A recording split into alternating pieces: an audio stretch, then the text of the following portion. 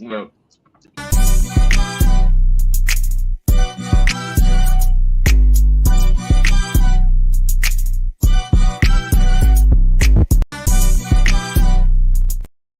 Welcome back to another episode of Up the Score Show. Hey, boy, that beat make me want to just get up and crip walk, boy. That beat is so tough, boy. yo, Hey, what? Yo, hold up. What? I think he had 200 million. For that video right now. two It's only hundred been on million, 2 days. 200 Bro, million. you can check it. Hold up. Let me check it right now. Hold up. What? Let me check it right now. I don't I want to believe cap. it. I believe it. I don't want to cap. I don't want to cap. Hold up. You don't want to cap it? No. Kendrick is. Hold up. Oh my. 26, Oh, okay, 26. Okay, 200 would have been crazy. 200 million in 2 days would have been crazy. Yeah. All right. That would have been 26 crazy. 26 in one day is insane still. 26 to 24 hours. Yeah, that's we already knew that because the on stage performance that he did, that shit damn near broke the internet. Yeah. And then Rick Ross got his ass beat over in Vancouver. And then he tried to flex, bro. He was like, yo, I'm still positive a nigga ain't punched me in my face. He threw a drink. I'm like, bro, your security got washed, bro. What are you talking about? Hey, all I know is shout out to Kendrick. That if what he's saying is true in those diss songs, that might be the greatest diss record of all time. It because like he's actually coming at him as a person. It's funny because like that Kendrick and Drake beef is so crazy, and then you just see Julio and Ace make it look like playground play. You know, Exactly. Either way, exactly. Yeah, I mean, I'll be honest with you. The only way Drake could come back from this is if he sell R&B records from here on out. Like his rap days is over. Hey, we'll see. Drake, he done lost so many rap battles, and he comes back. You know, at this point, we used to him losing. I mean, but this type of L was different. This was different, bro. I feel like if people like really, it was people that really that didn't like Drake. They all saw a chance to come to like pile in and get on board with everything that Kendrick was doing and get on stage, bro. Like you had Bloods and Crips on the same stage together. Come on, how often does that happen? I don't know. Yeah, that's what I was saying. Bro. He did is true. Like the way that all these people grouping up together, it's like they know something. But hey, to me, you're innocent until proven guilty. So to me, he's just a young man making amazing music, you know.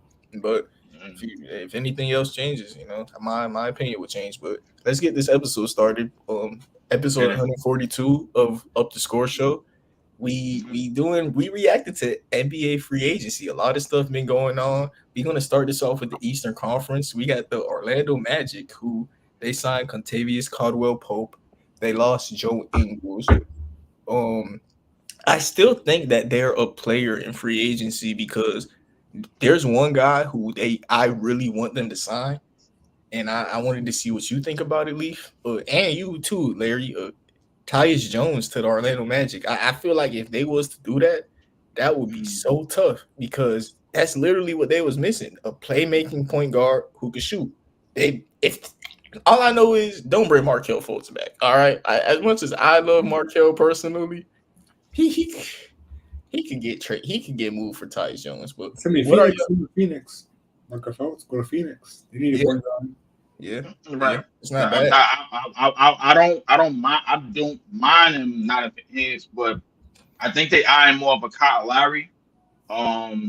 They kind of need somebody that's just gonna set guys up, play defense, be less scrappy type of guard, hit the occasional three. I think Kyle Lowry is more of a fit, but I mean Tyus Jones to pile on that. Excuse me, to Paulo and Tyus Jones. For Orlando, yeah, I definitely like it. I mean, we saw what he did in Memphis, and I think everybody kind of fell in love with that, man, because he wasn't going too crazy. He's a point guard that's going to, make the right play most of the time. Not going to be sporadic, you know what I'm saying? And I think that's kind of what they need. I really want to see how Anthony Black kind of ascends because I was hoping for him and KCP to be in the backcourt together at some point. Because I'm sold that everybody in the Wemby draft is defensively sound. I'm sold, bro. Between the Twins, from the Twins to Chet to not Chet. Who was the number 2 pick? Brandon Miller. Brandon Miller. Yeah. So we got Noah Clowney, Whitmore, like anybody you name in that in that top 20, they all solidified defensively to me. So Whitmore, Derek Lively. Nah, there's a lot. You got Taylor Hendricks, Derek Casey Lively, Wallace, Casey Lyle, Wallace, like Anthony Black. Yeah. everybody in that draft is solidified defensively. Jaime. So Jaime, yeah, I mean Jaime foul a lot, but I mean Jaime is definitely Jaime is a hacking ass nigga, bro. I ain't gonna lie to you, he foul a lot, but Jaime is definitely what you're looking for in somebody that's gonna be gritty and gonna be defensive presence and gonna show up on both ends of the court. But to get back to Tyus Jones, man, I really want to see. I think Tyus Jones is definitely the point guard for them now, but I think ultimately, Anthony Black will be kind of the guard for them going forward. I really want to see how he ascends because it seemed like him and Amen Thompson, they sort of got the same path trajectory. You know what I'm saying? So yeah. I really want to see how he ascends, but I definitely agree Tyus Jones is good for now for sure. Yeah, well, what you think about what they have done with getting KCP?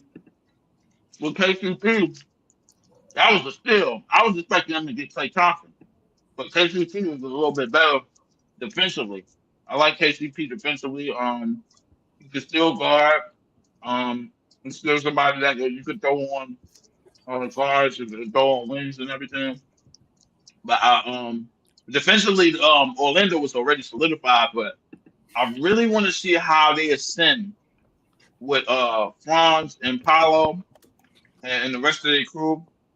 Paolo was absolutely amazing. And I think adding Tyus Jones will take some of the playmaking responsibilities off him. He can get more scoring mode and get more in attack mode. But I really want to see Orlando move faster as an offense. I really want to see them move faster as the offense. Right now, they're a defensive team. They lock up, they rebound. Jonathan Isaac in 20-something minutes is still a top 5 defender in this league.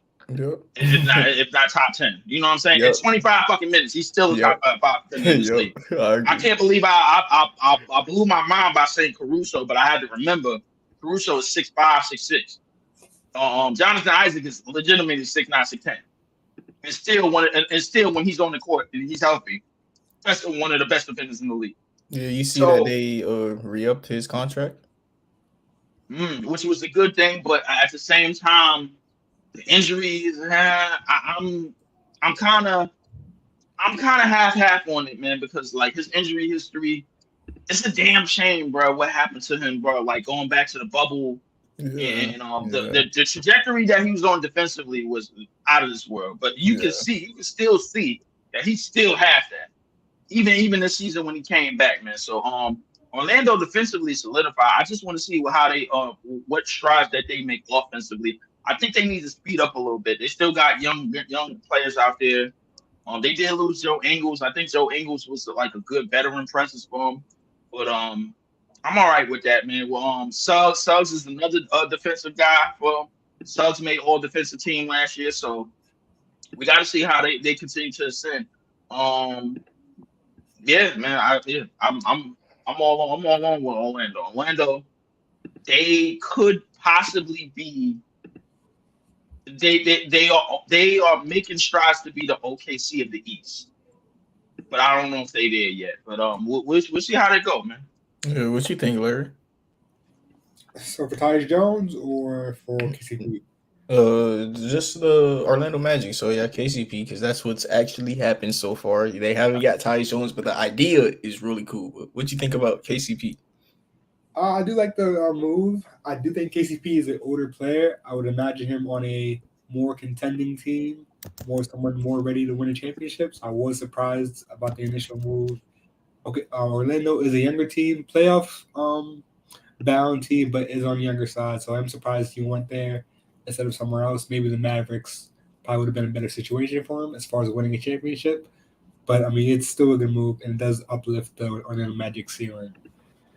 For Tyus Jones coming in, they do have 2 point guards right now with Cole Anthony Black. I don't know how much room they would have to play and develop in Orlando with Tyus Jones being in the roster.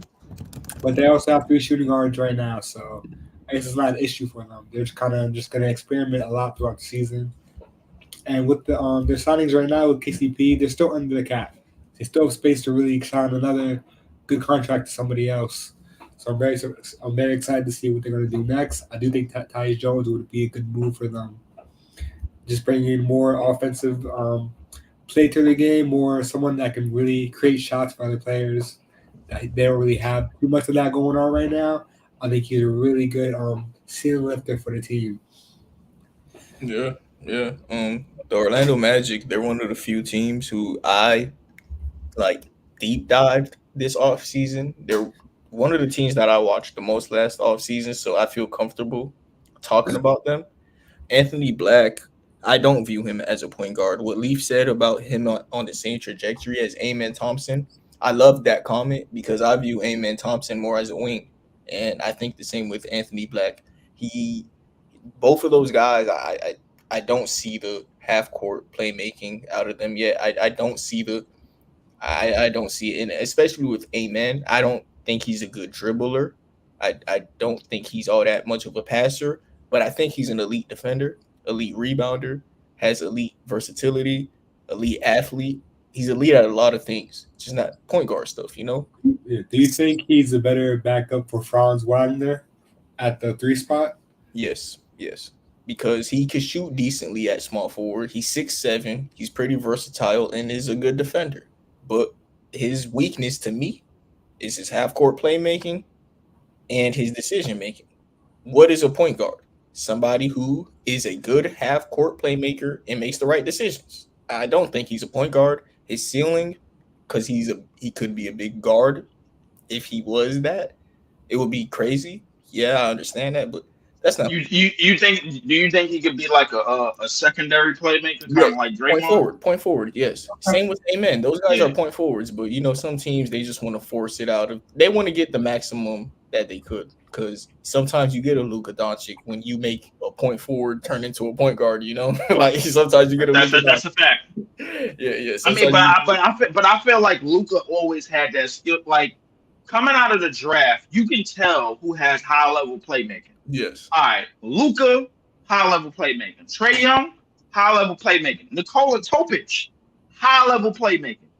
We never really saw that with Amen Thompson, Anthony Black. We saw guys that had the wingspan at a certain height, and you could put them at smaller positions, and they can guard. The guards, and like those are players because of their youth. And they don't have a real physical body yet. You can put them on the smaller guards. You can't put them at the 3 because those positions are too physical for them.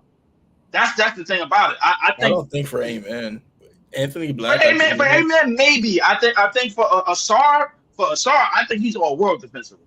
Yeah. I think Asar is all world. Amen, I think he's somebody you're gonna put on guards, the fast guards. Anthony Black is somebody you definitely gonna put on fast guards. Anthony Black was a 5-star recruit in football and basketball. Like, so he's legitimate. You know what I'm saying? So like, I mean, I already know defensively he's solidified. So the thing is, you want to build them up as like kind of how the 2-guard position was when they didn't have shooters and you had just shooters at the 3 and the 4. Yeah. Remember how they had remember that nigga Ronnie Brewer? Ronnie Brewer, yeah.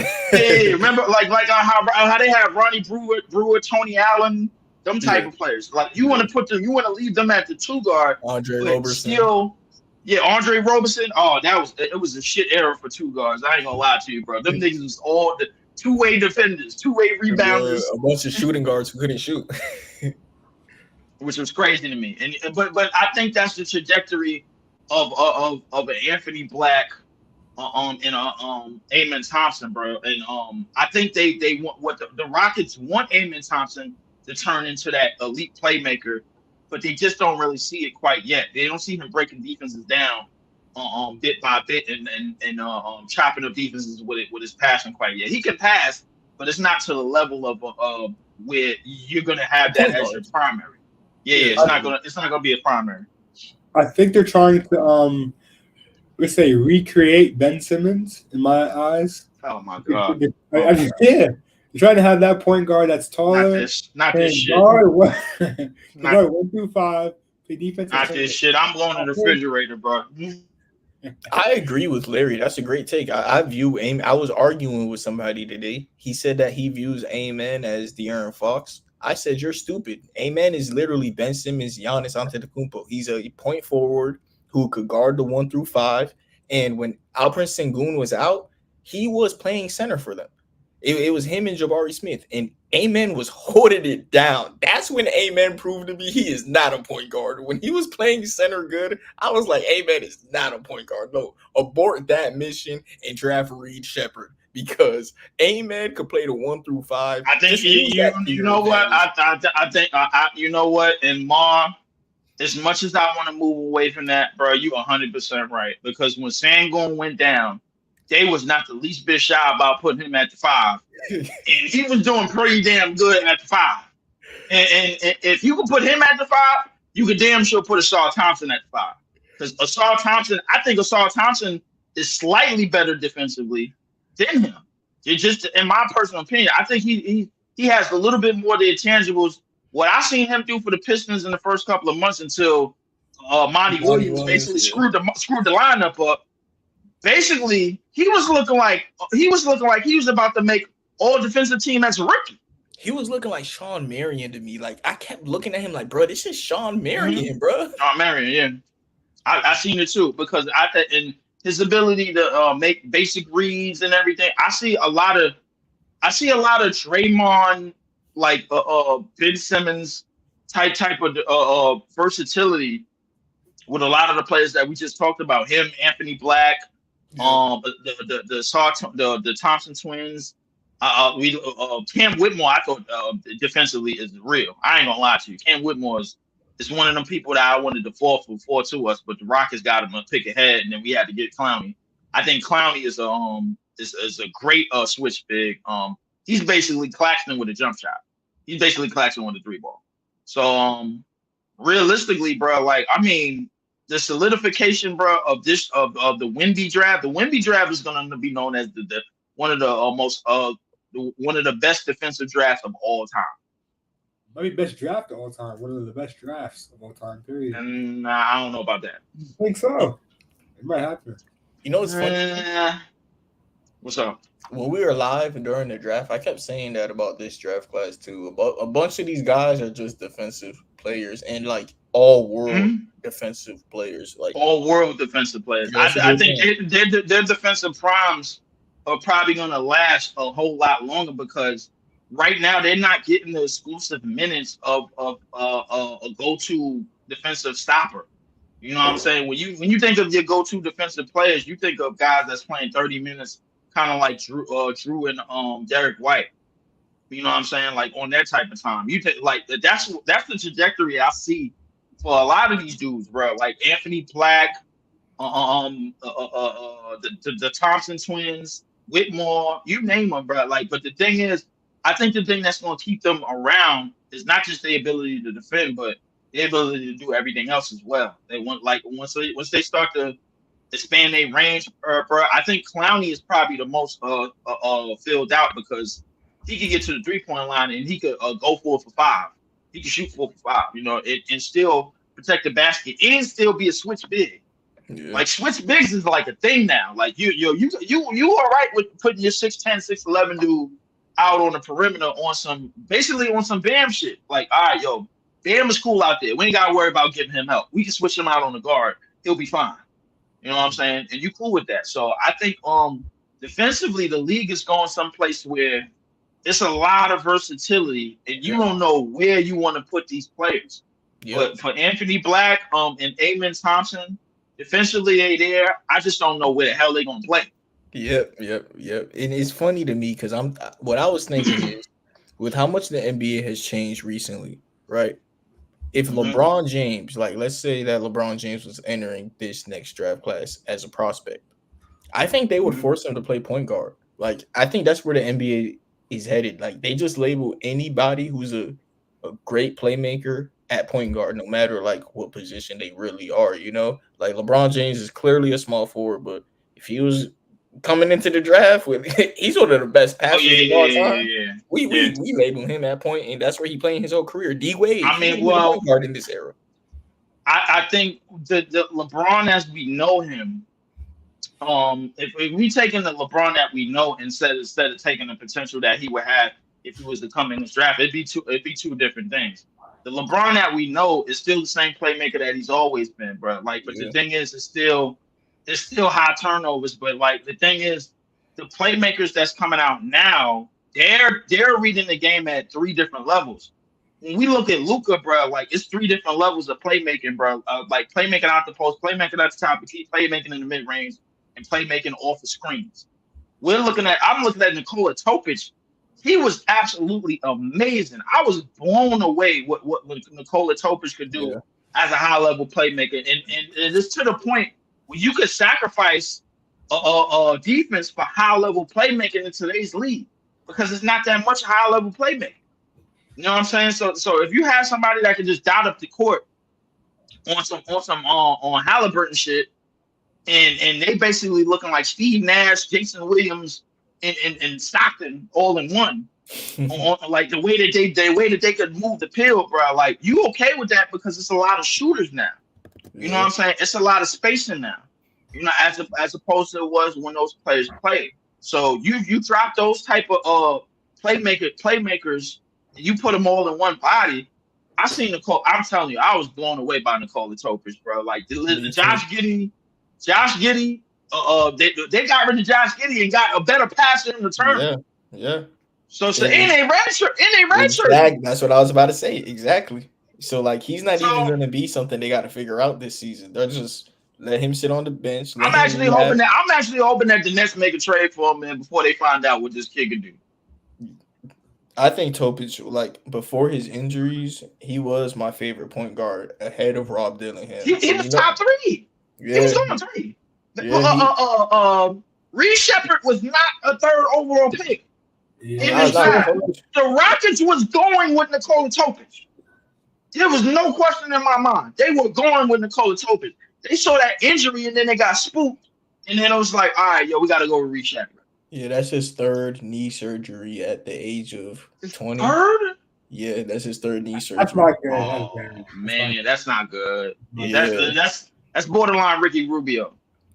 And you know, it's funny. When I watched him play, he reminded me of Ricky Rubio. That's why I didn't really care about the injuries as much. He's not a Russell Westbrook to where he's not like John Morant. To me, he's like Tony Parker, Goran Dragic, Ricky Rubio. So like those type of play styles, injuries don't affect you as much. Like Kevin Durant, if Kevin Durant was some out of the gym dunker, when he got those Achilles and those knee and those foot problems, he would have been done. He wasn't really affected by that because his game, he always had the in between game anyway. Exactly. I think a lot of what Kevin Durant's advantage was wingspan and height.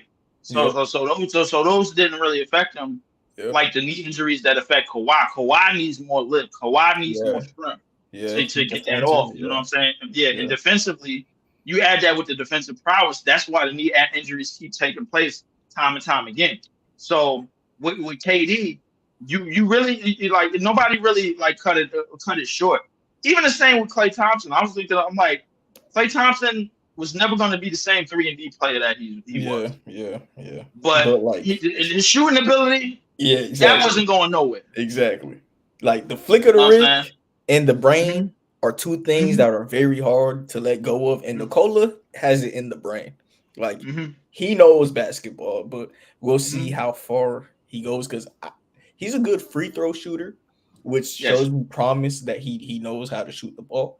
And he's a really good finisher. So if he just adds a 3-pointer to his game, he's scary, boy. He's scary. But let's talk about another team that's scary, man.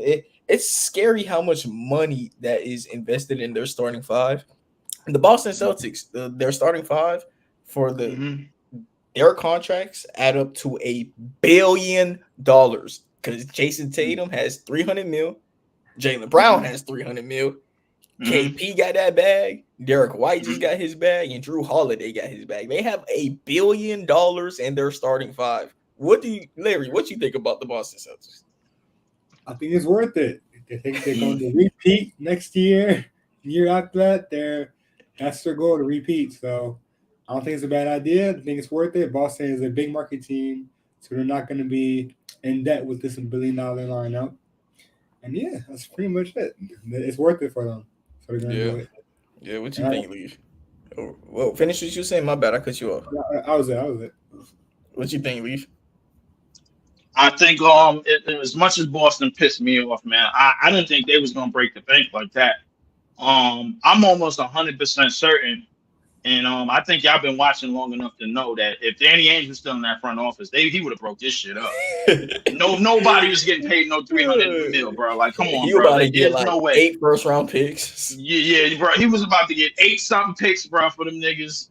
Even if they won a championship, he would have broke that shit in half. For real. So I can't really blame Boston, man. They management. It probably speaks to the fact why they looking for a new owner.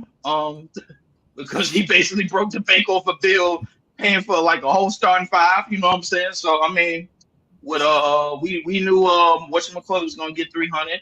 We knew with JB $300 million contract don't kick in for another 2 years. Same with JT. With another 2 years. You got the best defensive backcourt since fucking Gary Payton and Nate McMillan. Shit that I can think of off the top of my head. And you got KP, who basically all he had to do was play 7 games, and he won in the playoffs, and he won a championship, and he was effective in every last one of the games he was in. So realistically, only person they probably gonna lose is what, Al Horford. Al Horford probably gonna retire. That was probably it. Everything else, it seemed like a go to me. I mean, like you could just run it back.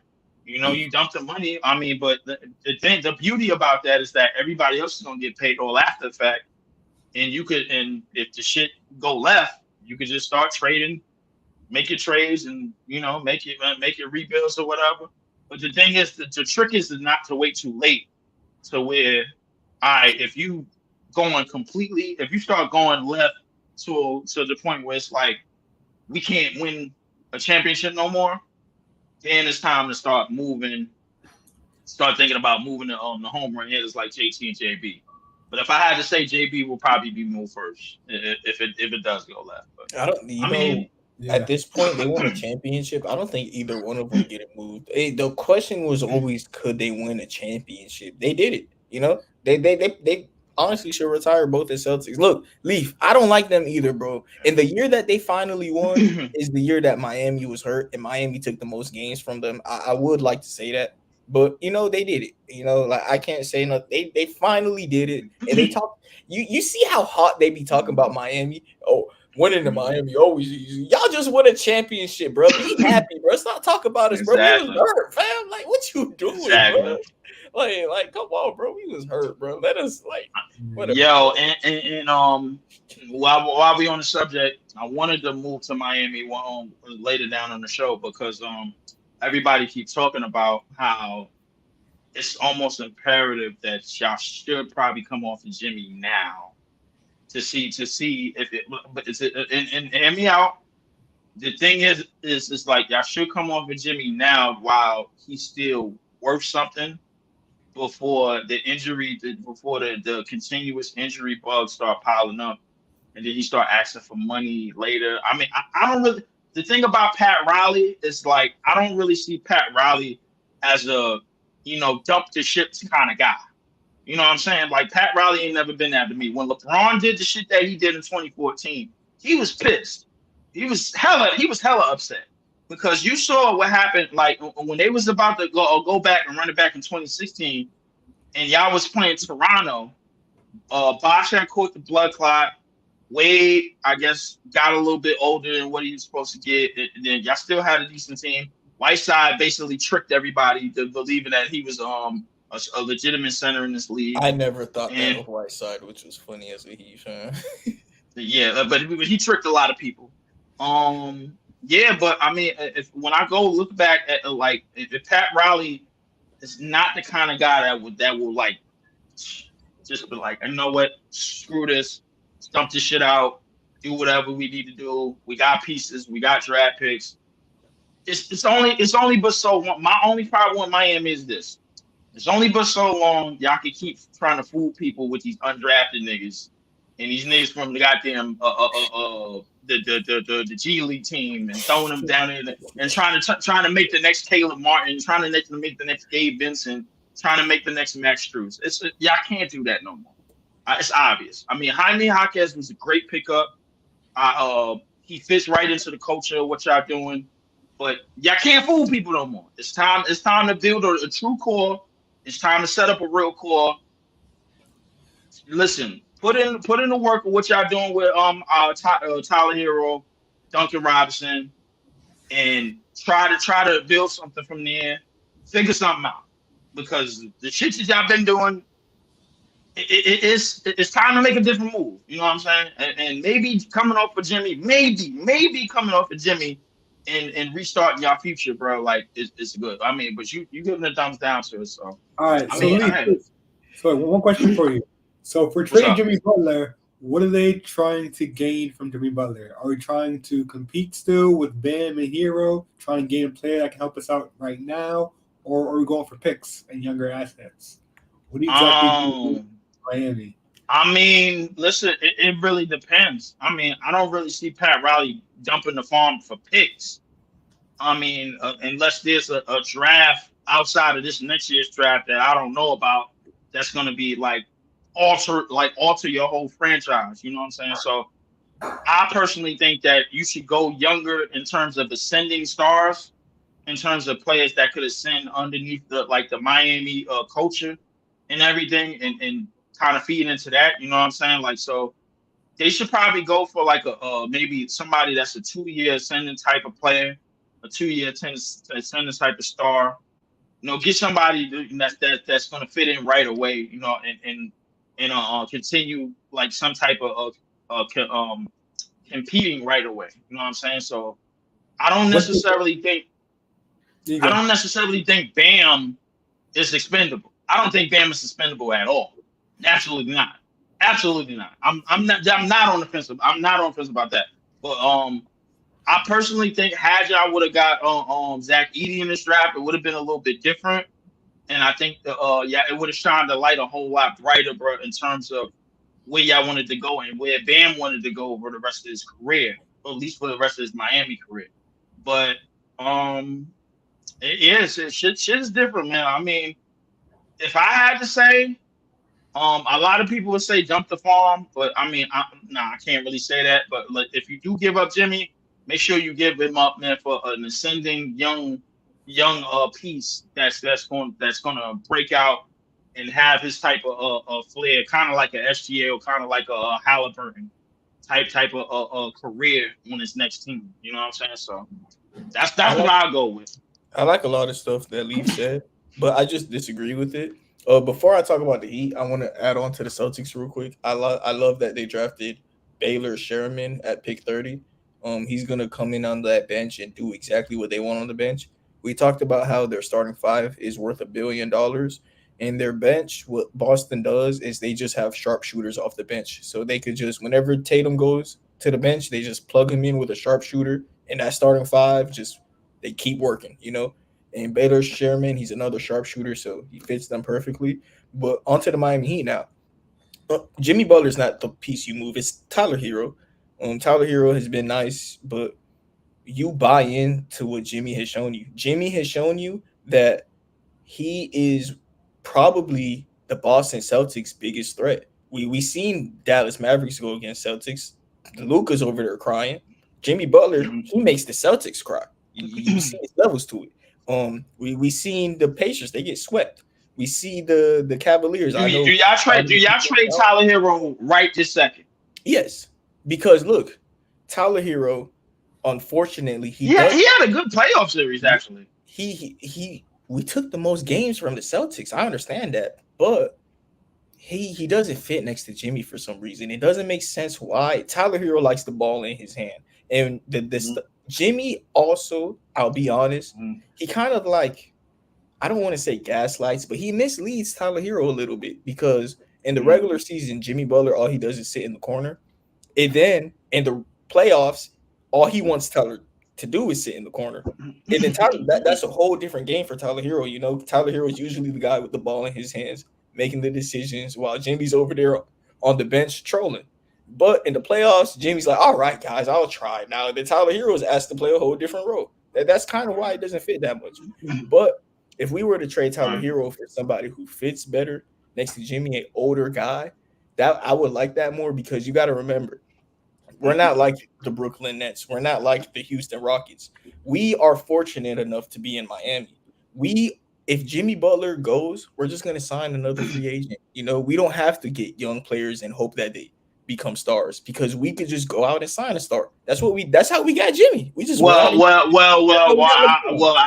you know, you're absolutely right. But to the free agency thing, we kind of took ourselves out of the free agency market because we went all in on youth. And nobody in the free agent market wants to go all in on a youth team, no matter how. Yeah. We're still a big market because we're in the metropolitan area, but nobody wants to go all in on the youth movement that we got, bro, at the age of 27, 28. They probably, like, if anything, Larry would fit more of that mold, bro. But Larry and the Rockets would fit more of that mold because they got a good mix of veterans and stuff going on over there. This is one of the reasons why the KD shit is coming up to begin with. You know what I'm saying? And the Ime factor. So the reality is that I like the fact that we hit a reset button, even though we really don't know what the fuck we doing. You know what I'm saying? Like the front office don't know what the hell they do. Yeah, they hit a button. They hit a button, got some picks. They was like, all right, we getting a new owner. The Koch family just put in 15% in for the team. They're trying to get another 85 from Joe's side. So we got something to work with from there. Hopefully we can get Ace Bailey in next year's draft, man, and we can work from there. But in y'all case, I think in y'all case is that the free agency market, with the new money that's being handed out, is starting to do this slowly. They're starting to slowly do this, because the thing is that there's a lot of money being handed out, so guys don't go nowhere. So the best thing realistically for y'all to do is to find that next find that rookie, sophomore type of player that's in the league right now that is not really moving the needle on his on the team that he's on right now, and to try to get him over there, bro, to try to send him. You know what I'm saying? And all eyes point to Jalen Green. No, I ain't gonna lie to you. Miami, I ain't gonna lie. But oh man, yeah. Jalen Green don't need to be in Miami. I ain't gonna lie to you. Yeah, keep him as far as away possible. But you're talking about how Ime Udoka has influence to bring players to the Rockets, right? Rockets are a small market. Mm-hmm. Eric Spoelstra is a better coach in a bigger market with Pat Riley behind him and Bam Adebayo, who is a second option that almost every single number one option would want to play with. I think that Miami should be comfortable enough to trade Tyler Hero and understand that they will find somebody else in free agency when Jimmy Butler retires. Because when Jimmy Butler retires, a lot of cap space is going to be freed, and we get another guy.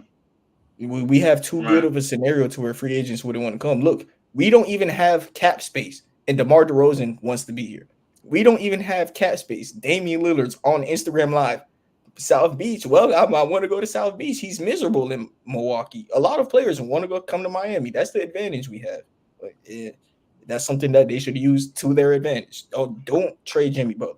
Trade Tyler Hero, because we don't need a young guy who has to prove himself. We could go get a guy that proved themselves, you know? But I mean, it really depends on what the free agency market is, because the top guys would, if I'm not mistaken, was probably Spider. Who else? To be honest, I don't care what class it is. Miami always has players interested. To be honest, that's true. That's true. Everybody want to go to Miami and do some bullshit. I mean, exactly. Especially it's Miami, like the place. And it's tax-free bread. And then they have the and it's tax-free money. So I mean, exactly. Like I can't really not say. I mean, this is a franchise that went out and got Shaq and signed LeBron and Bosh and G Wade over. You know what I'm saying? And they've only been here since 1990, and they've done all those acquisitions. and they don't all those accusations. So I mean, it is what it is, man. I mean, y'all signed two of the top 10 all-time great players on to your franchise at one point, man, and then we all seen what happened. It led to 3 championships, man. I mean, I'll be honest. I think if I know Pat Riley, I think he's going to see the youth movement that's going on in the league, and he may climb aboard that. Don't take my word for it, but I mean, it's a possibility that he may climb aboard that as opposed to any of the stars that's going to come out anytime soon, because I don't know what the free agency classes is going to look like in the future with the money that they're giving out right now. Yeah. I'm gonna tell you how bought in I am to this Heat roster. I was willing to trade Tyler Hero for OG Anunoby. Like, I'm that bought into the roster. I think that's a good idea. It's not. Yeah, we have so many guys now that fit the Tyler Hero role. We used to only have Tyler Hero as a shot creator, but now we got Terry Rozier. Duncan Robinson has improved, and we even got Pelly in the draft. I'm not saying that he's going to be all that, but Jaime Jaquez, another guy who's going to have a similar role to Tyler Hero. So I do think it's time to move on for Tyler Hero. I've been saying this for years, though, and I do like his game. It's just that him and Jimmy Butler are on two different directions. It's kind of like having Curry and Kuminga on the same team. You have to pick a direction because you could Curry and Kuminga. Wait, hold on. All right, wait. Butler and Hero is the same thing as Curry and Kuminga. Pick one. Pick a direction. No. The Warriors didn't make the playoffs because they didn't want to give their best player of all time a legit star while they have a young player who's very valuable. I mean, but I think Kuminga could they was kind of grooming him for some type of spot. I mean, like the way that they would, it was a lot of games, bro. He was looking like goddamn Vince Carter on steroids. Nah, Kuminga, I ain't gonna lie to you. Yeah, he nice. He nice. You know what I'm saying? So I mean, I think the thing is that with in particular with the Warriors, I think the thing is that they still run the same shit that they've been running since 2015. Yeah, and they didn't switch anything up. Yeah, you know what I'm saying. So the reality is that they need to open up more. I think that if Steph truly could move, if Steph truly is the ultimate gravity player, as everybody says that he is, I think it could work with anybody, bro. Like, if you still have Steph on the range, you still gotta have your young player ascend while Steph is still being Steph. Yeah, you know what I'm saying. So I don't think you need to move away from that. You know what I'm saying. I mean, they didn't make the playoffs. So if you think that, I guess, but they didn't even make the playoffs. Listen, but that's just the West, bro. Like, I mean, the West is just a different animal altogether, bro. The Rockets finished 41-41 and 11th seed, bro. Come on, they had 11 40-win teams. Like, come on, man. Like, come on. Like, what are we doing? Like, didn't they lose to like the Kings? If the Rockets is in the East, they're in the playoffs. Yeah, tight. No. You're right. You're right about that. But hey, hold on. We got breaking news. Dario Saric signed to the Nuggets. 2 years, $10 million. That's not that bad, actually. It's not that bad, man. But I'm not. That's not a needle mover to me. I don't know. It's a fit, though. It's a fit, but I mean, I need something that's gonna move the chain, bro. Like they lost. They lost Bruce Brown, didn't get nothing in return. Then they lost KCP, didn't replace him, and then they lost Jeff Green. And then Denver's going the same direction as Milwaukee to me. I don't know, man. Like they're just, I don't know what they're doing, man. Like they need to do something. They about to be like the Spurs and just win every other year, bro. Every other 2 years, bro. It's gonna be fucking annoying. I don't even think Denver is that. Like me personally, I think if they're leaning on favorable matchups, bro, like you gotta at least cover. You gotta at least cover the areas with how you build your team. I think the one thing I could say about Elijah and your Knicks, they covered the areas that they need to cover with the wing depth, bro. Like that we talked about yesterday. They covered that, and they covered those areas. You know what I'm saying? But like let's be real though. What team outside of the Minnesota Timberwolves was beating the Nuggets in the playoffs What last team year? outside of Minnesota was beating the Nuggets? And we didn't. Nobody really had Minnesota beating them until they beat them. I mean, it depends. Do you think Boston could have beat Denver in the 7-game series? If Denver gets to the finals, then I don't care. They had a successful season. To be honest, in that Nuggets Boston matchup, I mean, you asked me who was beating them in the 7-game series, bro. I said who in the West? Who in the West? Oh, who in the West? Yeah, because if they can get to the finals, they always have a chance of winning. You know what I mean? Yeah. I mean, but I gotta go back to the way that they played, Elijah. They played kind of lazy, and they were still only beat by one team. And they were still only beat by one team. Absolutely, bro. But I still think if they played, that was made to beat them. By the way, that was made to beat them. That was made to beat them. Yeah, they were made to beat them. You're absolutely right. So you're telling me a lazy Nuggets with a bad Jamal Murray beat a team that was made to beat them in 7, or lost to a team that was made to beat them in 7 games? In 7 games. That's not even matchup hunting, bro. That's just sometimes you don't win. Sometimes no. You know what? You know what? I think we kind of living in a moment of what actually happened to the Nuggets, as opposed to going about it and foreseeing if they would have played that same way against certain other teams, man. Like what would have happened if they would have played that same way? I don't know about that. I mean, I think we're speculating right now, but just because what other team has a defender in the way of Rudy Gobert? Because that's what was really shutting Jokic down in terms of his shot selection, because he was forced to put up bullshit consistently to get his scoring. He was forced. No one else has that. Only person you can say in the West is the Lakers, and they beat the Lakers in 4 or in 5. They beat the Lakers easily, bro. Like, and they was lazy as fuck in that series. Yeah, that's what I'm saying. Like, who was beating them? That's what I'm saying. I mean, Dallas is your best bet, and I don't know, bro. That's gonna be a tough game. Dallas. No. Here's the thing about Dallas. The thing about Dallas is Dallas was good enough to keep games close and close them out at the end against a team like that. But the thing is, the Nuggets just execute their offense better.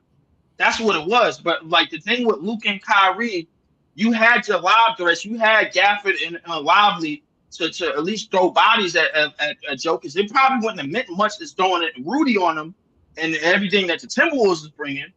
And he was still giving Rudy 38 and 8. You know what I'm saying? So, I mean, it was what it was, bro. I get what you're saying in hindsight, the way it happened. But do I think the Nuggets going forward could get away with being that lazy again? Hell no. I think so, because realistically, the Minnesota Timberwolves, as the way that they're built right now, got another year. Then you got OKC coming up. I would say the only other team, OKC is the only other team where I would see them having to struggle. Spurs ain't doing nothing in the next year. Hey, Wemby, Lakers not doing nothing. Wemby doesn't have enough help around him though. Yeah, Wemby don't have enough help. No. Jokic was.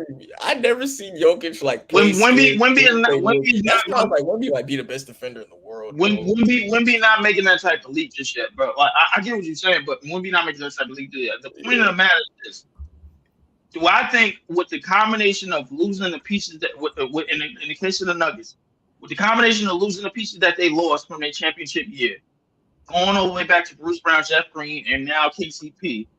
And now going into next season with the West getting better, even though Jokic is still amazing and he can still pick apart any big and damn near any defense, with Jamal Murray, bro, playing the way that he played, I don't think they could get away with playing that way again.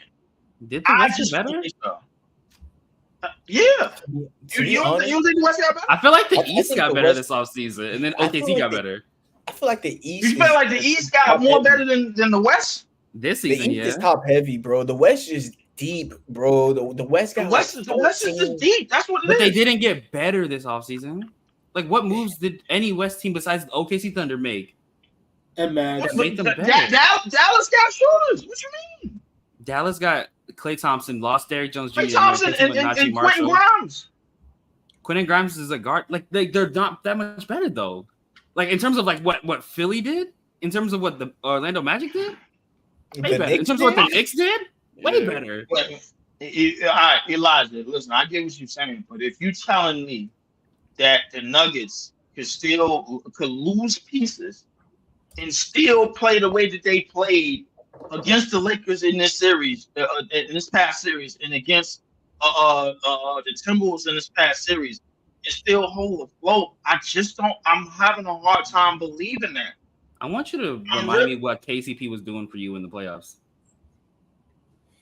KCP, I know what Bruce Brown was doing. I know what Bruce Brown was doing, but I don't know what KCP was doing, bro. I mean, KCP wasn't doing nothing on them Nuggets teams in the playoffs, bro. I mean, no, I can't say that. KCP, bro, like defensively was still present. Like, I mean, no, bro. No, he was. No, Eli, he was he was still off-ball present guard. defensively. Come Him on, being bro. present defensively doesn't mean nothing when you're shooting as bad as he was, though. Like he's still a negative on that team this year. He was the 5th best player. I think we going too deep on production and not looking. We going a little bit too deep on what did he produce and what he actually did on the court. What he actually did on the court, bro, would still be present defensively. That's true. That's just true. That's just the truth. He was present. No, he was actively negative in more games than he was positive. He was only positive in 3 games this entire postseason. Listen, negative or positive, bro. All you need, bro, is to really be present. That's what you really need. No.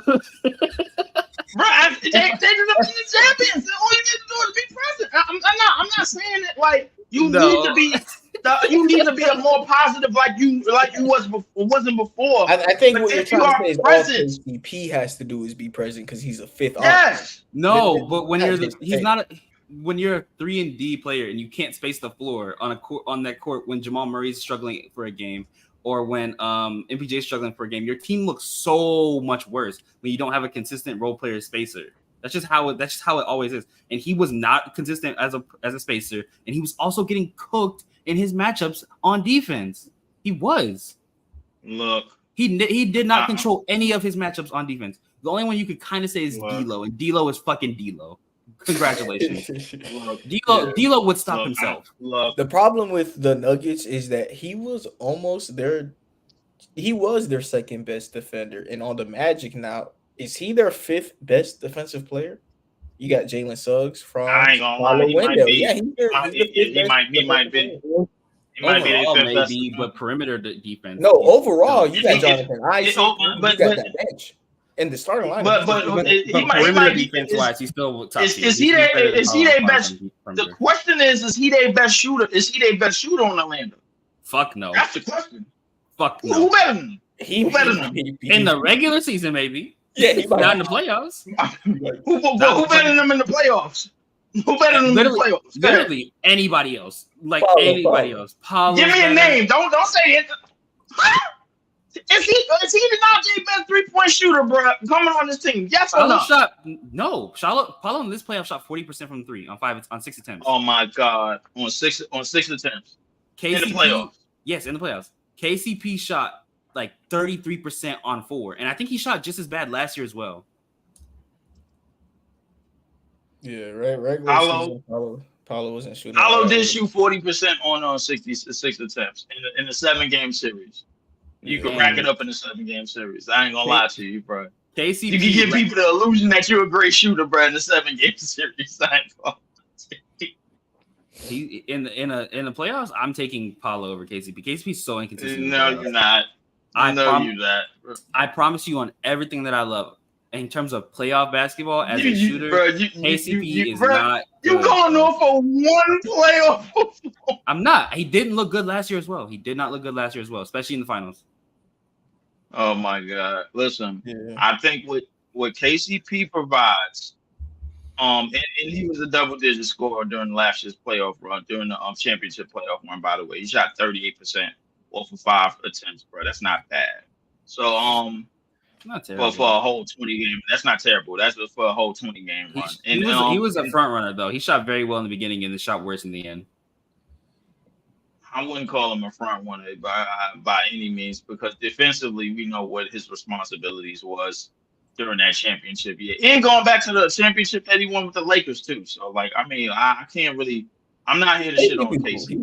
He cool. Hey, he's cool. I'm not giving him the defensive kudos on either of those teams. It was Aaron Gordon, it was Anthony Davis, and Alex Caruso. But in case he was there, he was cool. He was contributing. No, it was not. No, it was not. KCP was doing what he was supposed to do defensively on both championship teams. He was the third. He was the third best. No, he was the third. He was the fourth best defender on the Lakers team, and he was the second best defender on the Fourth best, bro. But if you telling me that a starting two guard on the two championship teams was the fourth best defender, bro, on that Lakers team, which all AD had to do was score because the White handled everything, bro, as far as the matchups in the paint, and AD all he had to do was roam and shoot. I give you AD, but I'm not giving you Caruso in there. Caruso, LeBron was better. I'm not giving you Caruso. You're giving Caruso. I don't like. I'm not giving you Caruso. You don't got to give it. I'm taking Caruso. Caruso, LeBron, and you Anthony Davis were all better defenders. Everybody swear.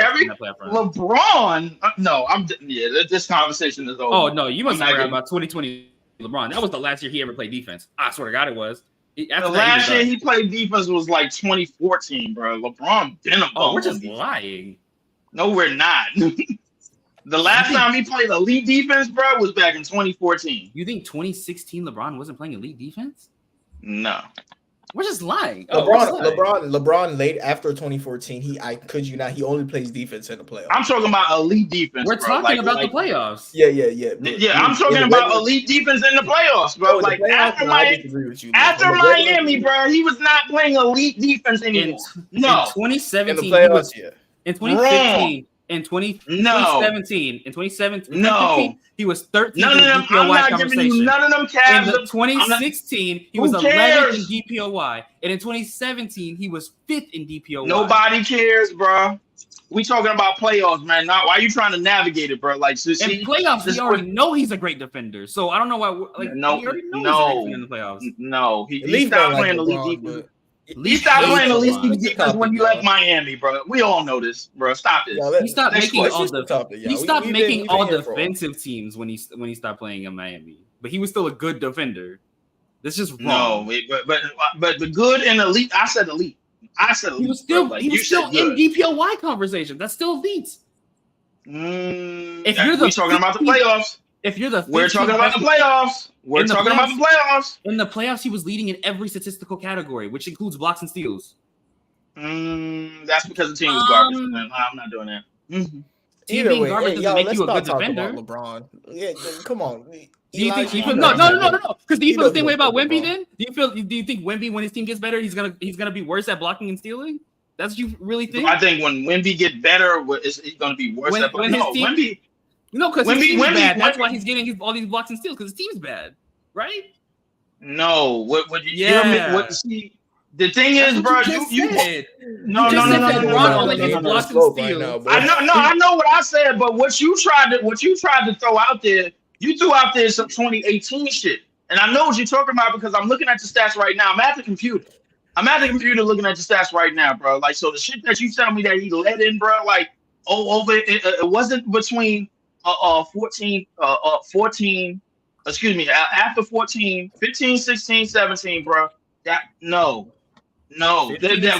him. Giving you in the playoffs, he was giving you 2 steals and a block. 2017, 2 steals and a block. 2018 is giving you a steal and a block. 2020, he was giving you a steal and a block. What are we talking about? But is that not good defense? You're going off of the numbers. I'm going off of what I saw. I literally I saw it too, and I said that in the beginning. My original take was off my eyesight. That was the last year LeBron played defense. Then what year was that, Elijah? That was 2016. That was 2016. The Iggy block was 2016, but I'm not counting that as a great defense, bro. Iggy was just. I'm not counting it. Yeah, you don't like basketball league. Iggy was just injured, bro. I gave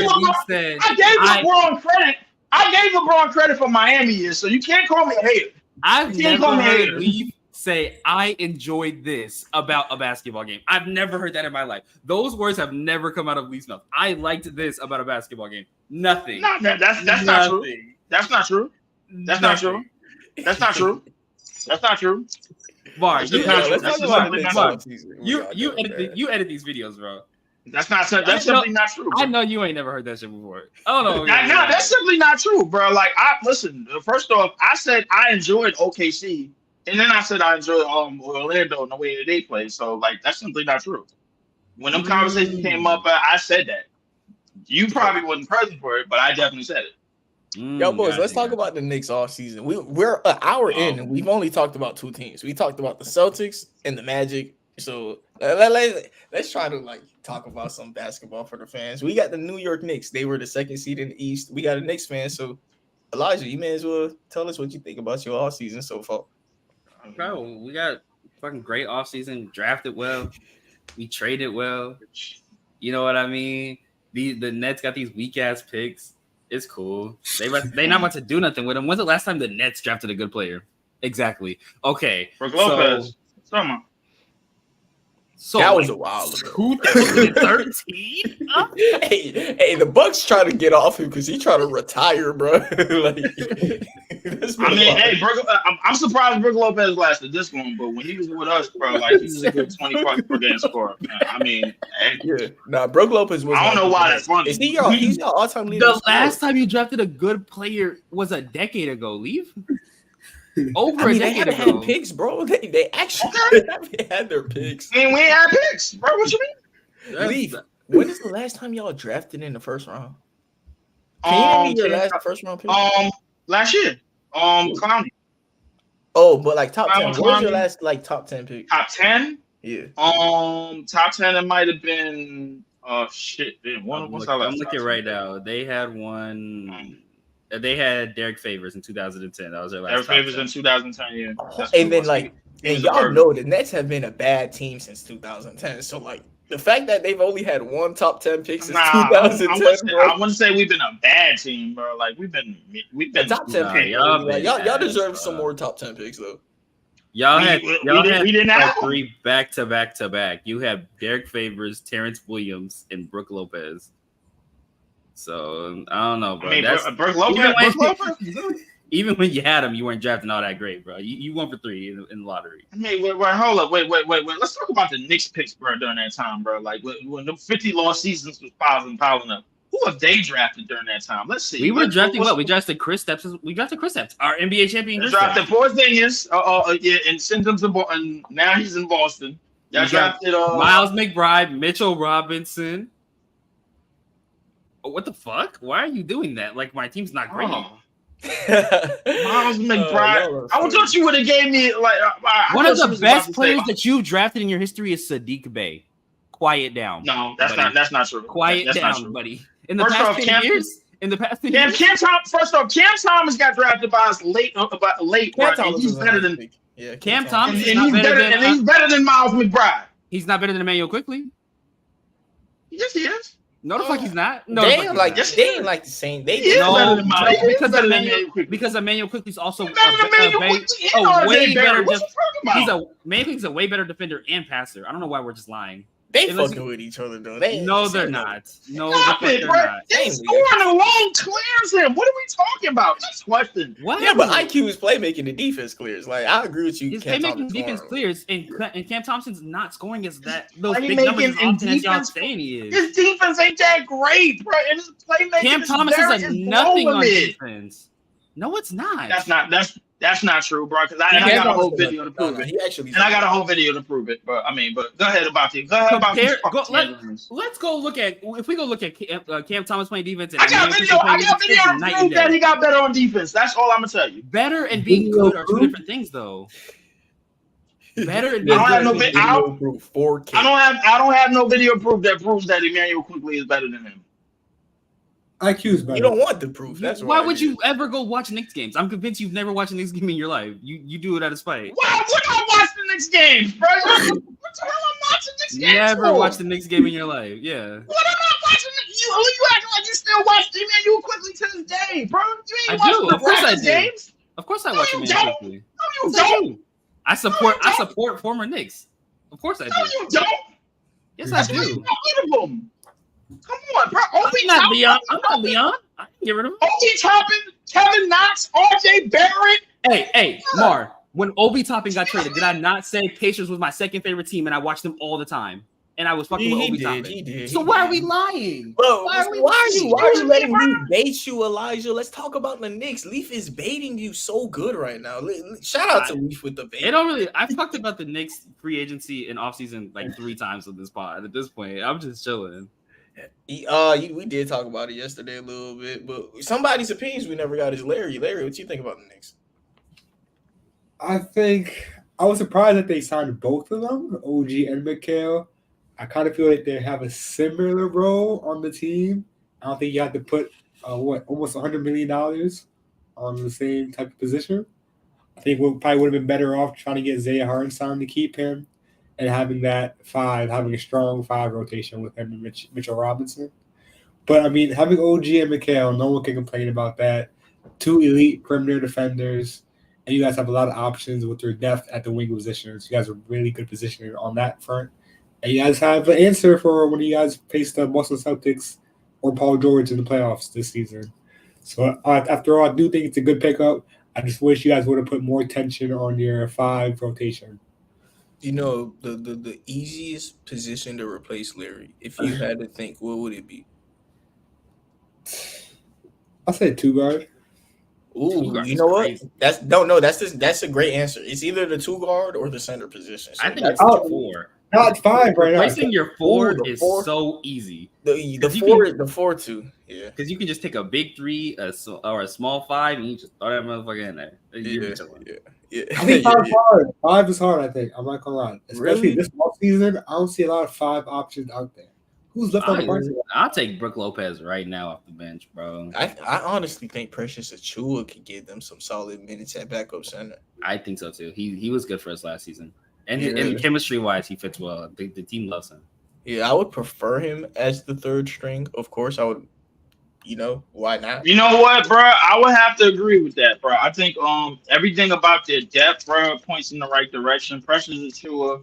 I was surprised he was getting minutes late in that series last year against Indiana, bro. I thought they should have been playing them. But, you know, that's Tom Thibodeau. He's a fucking idiot. And he's going to be the death knell to this team. He's going to be the reason why the Knicks is doing what they've been doing for the last 30 years, disappointing basically 90% of New York. No matter what this team, bro, is probably the most stacked team they had since the late 90s when they got Sprewell, Allen Houston, Marcus Camby. They still had Ewing, Larry Johnson, bro. I mean, listen, if you go back and look at that team, bro, that team should have ran the East. It should have ran the East outside of Chicago. But eventually, bro, we all know what's going to happen. They're going to break down as usual because they got a dumbass coach that's basically the Undertaker. You know what I'm saying? So, like, we all know what's going to happen, man. But I do appreciate the move that they made. Shout out to Wild Wild West and whoever the fuck they got in the front office over there.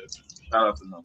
Yeah, the Knicks, I love what they did because one thing I was complaining about Mikal Bridges a lot. I don't think he's a versatile defender, but I think he's a specialist. I think he's a specialist at guarding point guards. I know he's not a versatile defender. You watched him. So I know he's not. He's not a versatile defender. I know he's not. But the thing is, he's one of those guys who I trust on Stephen Curry. But I don't trust him on Luka Doncic. I don't trust him on LeBron. But they have OG. They have OG Anunoby though. I even trust OG Anunoby on like Karl Anthony Towns. OG Anunoby is first. I trust OG well, let's stay to the East. I trust him on Tatum weak ass. I don't know who on that team. I don't know who on that team outside, but he's not going to get the Tatum matchup. I trust OG. Yes, he is. No. OG is going to get the JB matchup because JB is a little bit more physical.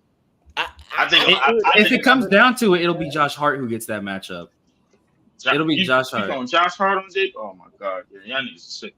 Why are we acting like Josh Hart is not a really good defender? We just be lying on the internet, bro. That's what Josh Hart. He's okay. He's a scrappy type of guy. What do you think Josh Hart does when he's not scoring? Because he's not a consistent scorer. What do you think he does on the team? He could rebound. He could definitely rebound. You think we have a small forward starting in our lineup that only rebounds and nothing else? In 2024. Hold on, wait. I wasn't finished. He could. He's been known to fill up a stat sheet. As a Knick, man. He could rebound. He go pass the transition. He can hit the open three. Defensively, he's good. But he's not where OG is, and he's not where Mikal is. That's all. I mean, No, like but I he think they're outmatches responsible. their intensity. And that's what you'd want on someone who's as aggressive as Jaylen Brown. Someone's going to get in his ear. I mean, yeah, but head. intensity is probably the reason why these niggas got hurt, bro. Y'all play style is going to be the definite. Y'all. Stop playing so goddamn aggressive, okay? Y'all not that good at defense that y'all think y'all are, bro. Play a little bit more calm, and maybe you won't get fucking hurt. Simple.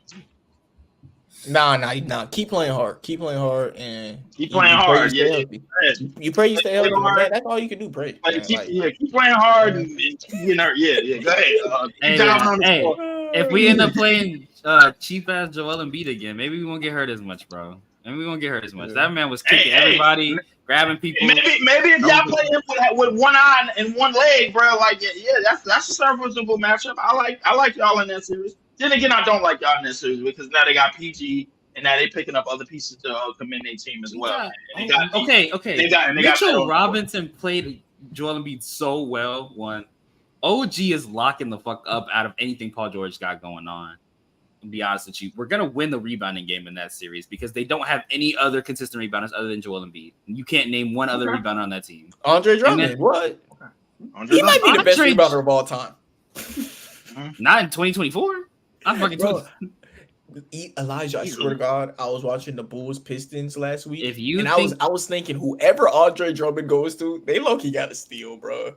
If you think that Andre Drummond is better than Mitchell Robinson as a rebounder in 2024, you're just lying. Look, Mitchell Robinson and Andre Drummond. I think him and Davon Sharp. I'll tell you that they're both S tier. They're both S tier rebounders, bro. Mm-hmm. Like Andre Drummond is crazy. But after Andre Drummond, nothing else. I'll say that. Definitely. But we got to see how the rest. We got to see how the rest of the Eastern Conference build their teams. But the Knicks definitely got the most depth. Knicks got better. Ain't nothing to build with. What is there to build with left? I don't know, man. Maybe some collateral pieces, man. Well, who knows, man? We don't. Nobody really knows, man. Like some fits. Some no-name fits, man, like come in, man. Who knows, bro? On the Miami Heat for sure. Yeah. Leaf, what you think about the Bucks? Let's go on to the next team. Oh my fucking God, what a shit show! Oh man, I was actually hoping our good friend on Vanity Sports, aka Casual, aka Justin, would be here for the shit show, man. I think the way that they moved away from perimeter defense is disgusting to me. They did it from the championship season all the way till now. Y'all can still hear me? Yeah. All the way to now, and I'll be honest with you, bro. Dame, this is not getting it, bro. Like Giannis to me, bro, like it's getting injured every damn postseason, bro. Like for this entire decade.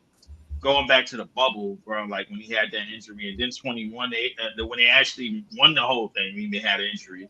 And then last year, he was healthy in 2022. He was actually healthy in 2022. 2023, no mas. And then last year, no mas. I'm like, yo, bro, I don't know what Milwaukee is doing. They're trying to come up off of Brook Lopez. They did sign DeLon Wright and Torian Prince. They signed DeLon Wright. DeLon Wright got a nickel bag contract, 1 year, $3 million, bro. Like, come on, bro. Like, whoever your agent is, you need to fire him quick, bro. Yeah, like, I agree. Yeah, come on now. You $3 million, bro. Like in this NBA, like, come on, bro. That's chicken crazy. Scratch. Come on, bro. That's ridiculous, bro. Like, that's in Milwaukee at that, bro. Like, how you supposed to live off $3 million, bro, in Milwaukee off of that, bro? Come on now. That's ridiculous. Yeah. Milwaukee, man. I think I got to take Elijah's word on this, bro, because I think if the Nuggets could continue to play as lazy as they played, I don't know what the hell Milwaukee could do, bro. Like Milwaukee is hopefully they could do something, but probably they probably can't do nothing because the Knicks in the 76ers have basically overlapped them, bro, in terms of adding pieces. Like that's just what it is. Yeah. Larry, what you think about the Bucks? Bucks do not have a lot of assets to move as far as picks goes, and their players are on the older side. I think Dave's like 33 years old, Middleton's like 32 as well. Brook Lopez is like 37, super old. So their entire starting roster is pretty old. Trash. They don't have any youth really in the lineup besides Marjon Beauchamp. He's not going to be that big of an impact player on the court. I do think moving Brook Lopez would be a good idea to increase the speed on the court as well. Probably get some assets back for him because he is a valuable player. But they're in a really bad position right now with no depth, no youth, and not too much of a focus on their backcourt. On defense was a big problem this year in their backcourt. They have not fixed that problem yet, and they just lost one of their sharpshooters, and Malik Beasley, to the Pistons. So yeah, very very bad position for them, and they're not don't have any cap space either. They can't really make any moves as far as that signing free agents. DeLon Wright was a good move, just having somebody to back up the game, but nothing too big to move the needle. Okay, what you think, Elijah? They should have traded Chris Middleton's ass 2 years ago.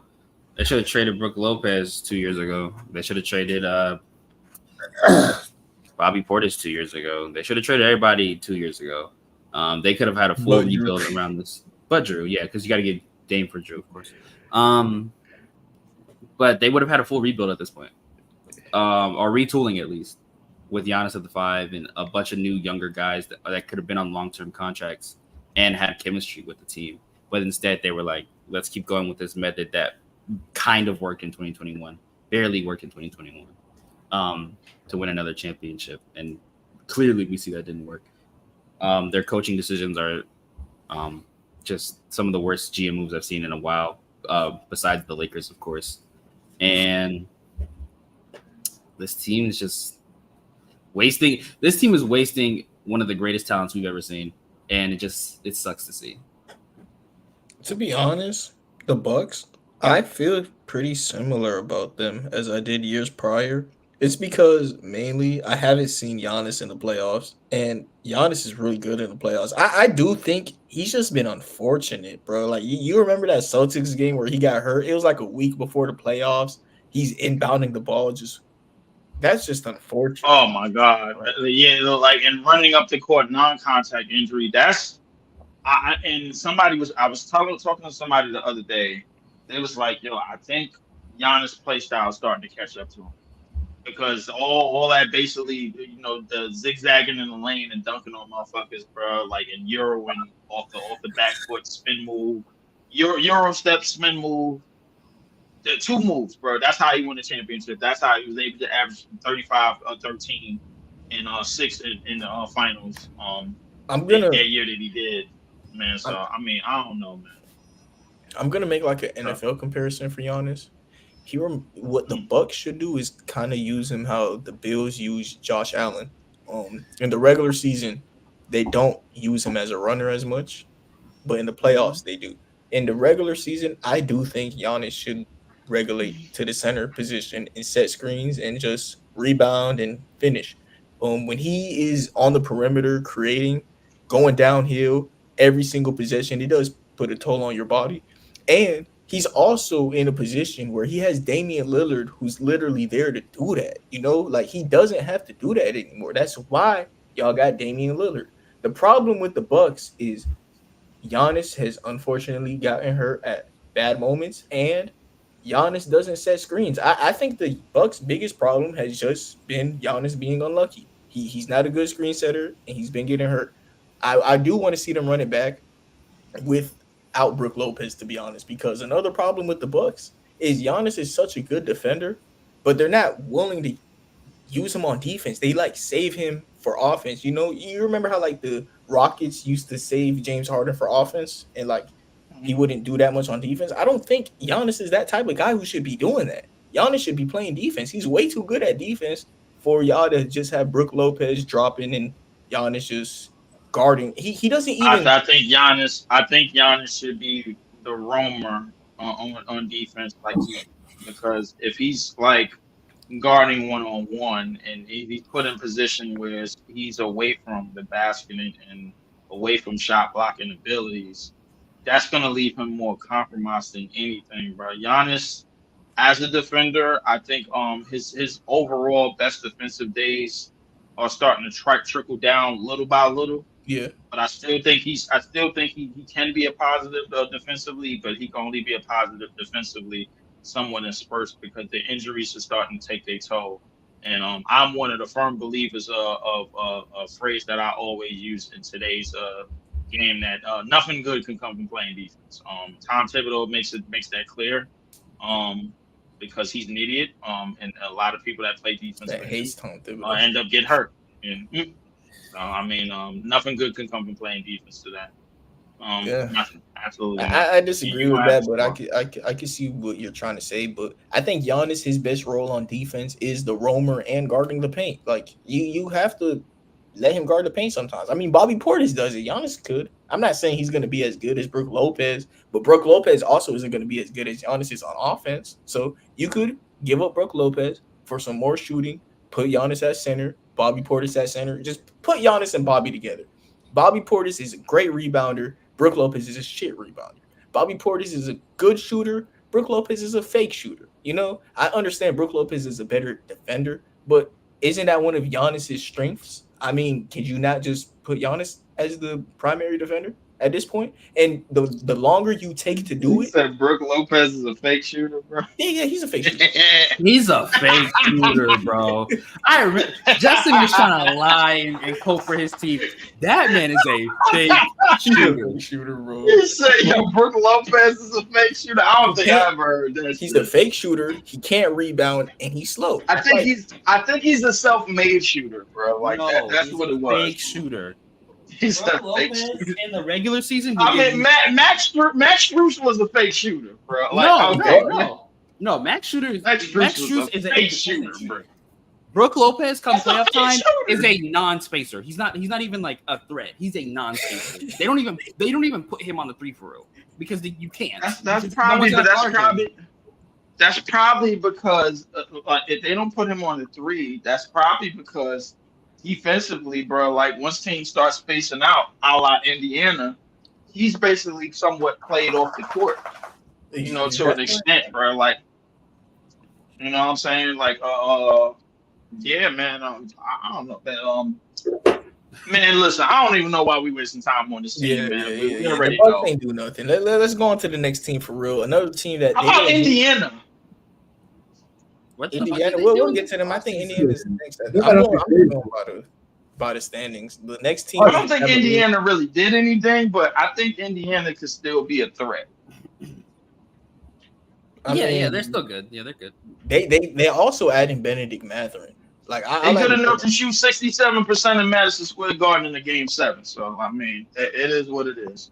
Yeah. And I think I they have can do never it again. heard somebody send so much shots and not even make the playoffs. Did you even make it to the season? I don't feel like y'all were there.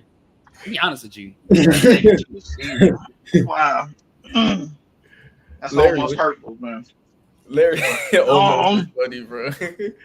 Larry, what you think about the Cleveland Cavaliers all season so far? They haven't moved anyone, and they re-signed Donovan Mitchell. I think they have a lot of space to make a move. Karis LeVert's on an expiring deal for $16 million. Do have a first-round pick they can trade in 2031. They do have some room to move. On top of that, they are rumored to move Jared Allen, Darius Garland. So I think there's going to be a lot of good stuff coming for the Cleveland Cavaliers. And they can fix the problem with having Jared Allen and Evan Mobley in the front court, making them a weakness on the offensive end, just not having floor spacers. I think they're going to fix that problem. And I'm very surprised that Donovan Mitchell re-signed with them. I thought he was on a rumor. I thought the Rockets were going to get him, actually. He was on a rumor for being traded somewhere else, like the Rockets or the Nets or the Miami Heat. So I'm surprised that didn't happen. But good thing for the Cavs, because if he would have left, they would have been fucked. So yeah. The Cavaliers, I never thought Donovan Mitchell was leaving. They gave up too much, you know. Surprisingly, Jared Allen I think he's going to stay on this team. I know when the season ended, it seemed like he was going to go, but everything they've done this offseason shows me that Jared Allen is going to stay. They hired Kenny Atkinson. And Kenny Atkinson, when they signed Kyrie and Kevin Durant, he cussed them boys out. I'd rather start Jared Allen than DeAndre Jordan. That's why he got fired. for staying loyal to Jared Allen. I'll be surprised if he just, totally 180s on that. And then it makes me think Darius Garland or Evan Mobley. Like Evan Mobley, as good as he is, he might be the piece, because he's that valuable that he could get Donovan Mitchell a co-star. But at the same time, trading Evan Mobley is an idea I never thought of. It's kind of crazy. Darius Garland too. Darius Garland, I do think the Cavaliers are kind of looking at him like, you know what, his value in the trade market. When I was trying to make trades, I was like, trading Darius Garland is kind of hard, and he had such a bad season that the Cavaliers could only look at him like he could only get better, right? Because he had a bunch of unfortunate injuries, like a broken jaw that made him lose a lot of weight. And I don't know, man. I don't know what the Cavaliers do, but dude, if the roster stays how it is right now, they're pretenders. I'm sorry, man. I'm not in love with the backcourt at all. I do think it's a defensive liability. I think Darius Garland being moved somewhere else where he can probably play better and maximize his offense without Donovan Mitchell sharing the backcourt would be the best option for him. So I do think moving on from Darius Garland is the better choice for the franchise. Yeah. Because they could do something crazy like trade Evan Mobley to New Orleans for Ingram, but you would need more than just that because Mobley is very talented, very much a lot of upside, and there's no reason to give up on him yet. It's I don't know what the Cavaliers do. They confuse me, and I don't want to talk about them too much because I might say something crazy because I don't know what they're capable of. But like Elijah said earlier, the power forward position very easy to replace. So if they could get somebody for their power forward and then just replace him with, hey, they got Tristan Da Silva in the draft. Amazing shooter. He's 6'9". Good. Tristan Da Silva. He's a 6. Did they get Tristan Da Silva? I heard of that name, but I mean, I didn't really know him. I don't think they got Tristan Da Silva. I think I just kept mocking him. Somebody else might have got him. I think they got Jalen Watson. Hold on. We talking about Jalen Tyson. They got Jalen Tyson. They got Jalen Tyson. Who are we talking about? Cleveland? Yeah, they did not get a forward. They got a guard. Yeah, they got. Well, I would say this: they picking up, hiring Kenny Atkinson might have been the right way to go. I'll be honest with you, bro. I mean, I like what Kenny Atkinson did when he was here was amazing, bro. He won 42 games with snitch ass D'Lo. I mean, come on, bro. Like that was just amazing within itself. With D'Lo and Karis LeVert and then shitty Jared Allen. Fake shoot ass Joe Harris, like that roster was shit, and somehow he won 42 games with him, bro. Like I ain't gonna lie to you. Listen, shout out. I think they went the right direction. I wasn't really down with what happened to JB Bickerstaff, but JB Bickerstaff has been sent to the fucking graveyard in Detroit. Hopefully he can dig that. Oh man, that shit is a graveyard. I ain't gonna lie, that's where you go to die. Like that's it. You ain't never gonna be seen again. But hopefully, he could get that team back on track. I actually believe in what JB Bickerstaff was doing because the Cavs was getting better every year that they had him. This was like the Cavs' trajectory. They was first round exit last year, second round exit this year. They was making strides, man. I mean, but some of the players didn't think that he was doing right. I mean, they would have been a first round exit again this year too if they played the Knicks. Man. Honestly. They'd have been cooked right out of there again, bro. Yeah, listen. Anyway, but listen. I thought the Cavs made some interesting strides. They re-signed Spider. Spider was looking to try to come to the tri-state somehow, some way. We basically put the veto to that, man, by basically selling the farm and hitting a hard reset button. So he had to spin the block and go back to Cleveland. So hopefully everything work out with Kenny Atkinson, man. Shout out to Kenny Atkinson, man. And we are hour 30 minutes in. Shout out to everybody listening. We currently got 5 concurrent viewers. If you could please leave a like, comment, subscribe if you haven't already. And Elijah, you said what you had to say about the Cavaliers, and I'm sorry I cut you off. You finished what you were saying? Yeah, pretty much. I like what the Cavaliers did this offseason, man. I'm really, but I think they better than than the other teams that we mentioned so far. No, I don't even think we got the Philly and Indiana yet. No. And those are the next two teams. We got the Indiana. Elijah, did you say what you had to say about Cleveland first? They're fine. Yeah. What you think about Indiana? They didn't do anything in the offseason. They re-signed Siakam. Yeah. If we're rating free agencies, they didn't do anything. Wait, they got Siakam back. They got Obi back. They just resigned. Yeah. They didn't do anything. The team is like the exact same as it was last year. Yeah. Hey, that's a good thing though, because Siakam was only there after the trade deadline. I had faith they were going to be a good team last year. I have faith they're going to be a really good team this year. There's nothing that's changed with me. You know faith they was going to shoot 67% of the game 7? I thought that they were going to be a really good playoff team last year. I had predicted they were going to be very good and upset teams. Yes.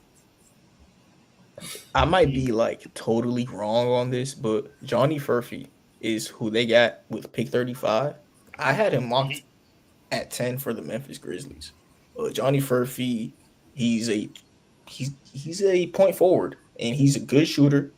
So hey, that would be nice for the Pacers, and we'll see what they do. Especially Johnny Furphy. I look at him as a point forward, and his role as a playmaker will be less on the Pacers, which means it'll be easier because he's not going to be asked to do it as much. So when he is asked to do it, it will be very easy for him because it's going to be with Tyrese Halliburton creating advantages for him, Andrew Nembhard, TJ McConnell creating advantages for him. So I think it will be very easy for him to play making. Yeah, he is their only addition this offseason, which is kind of crazy.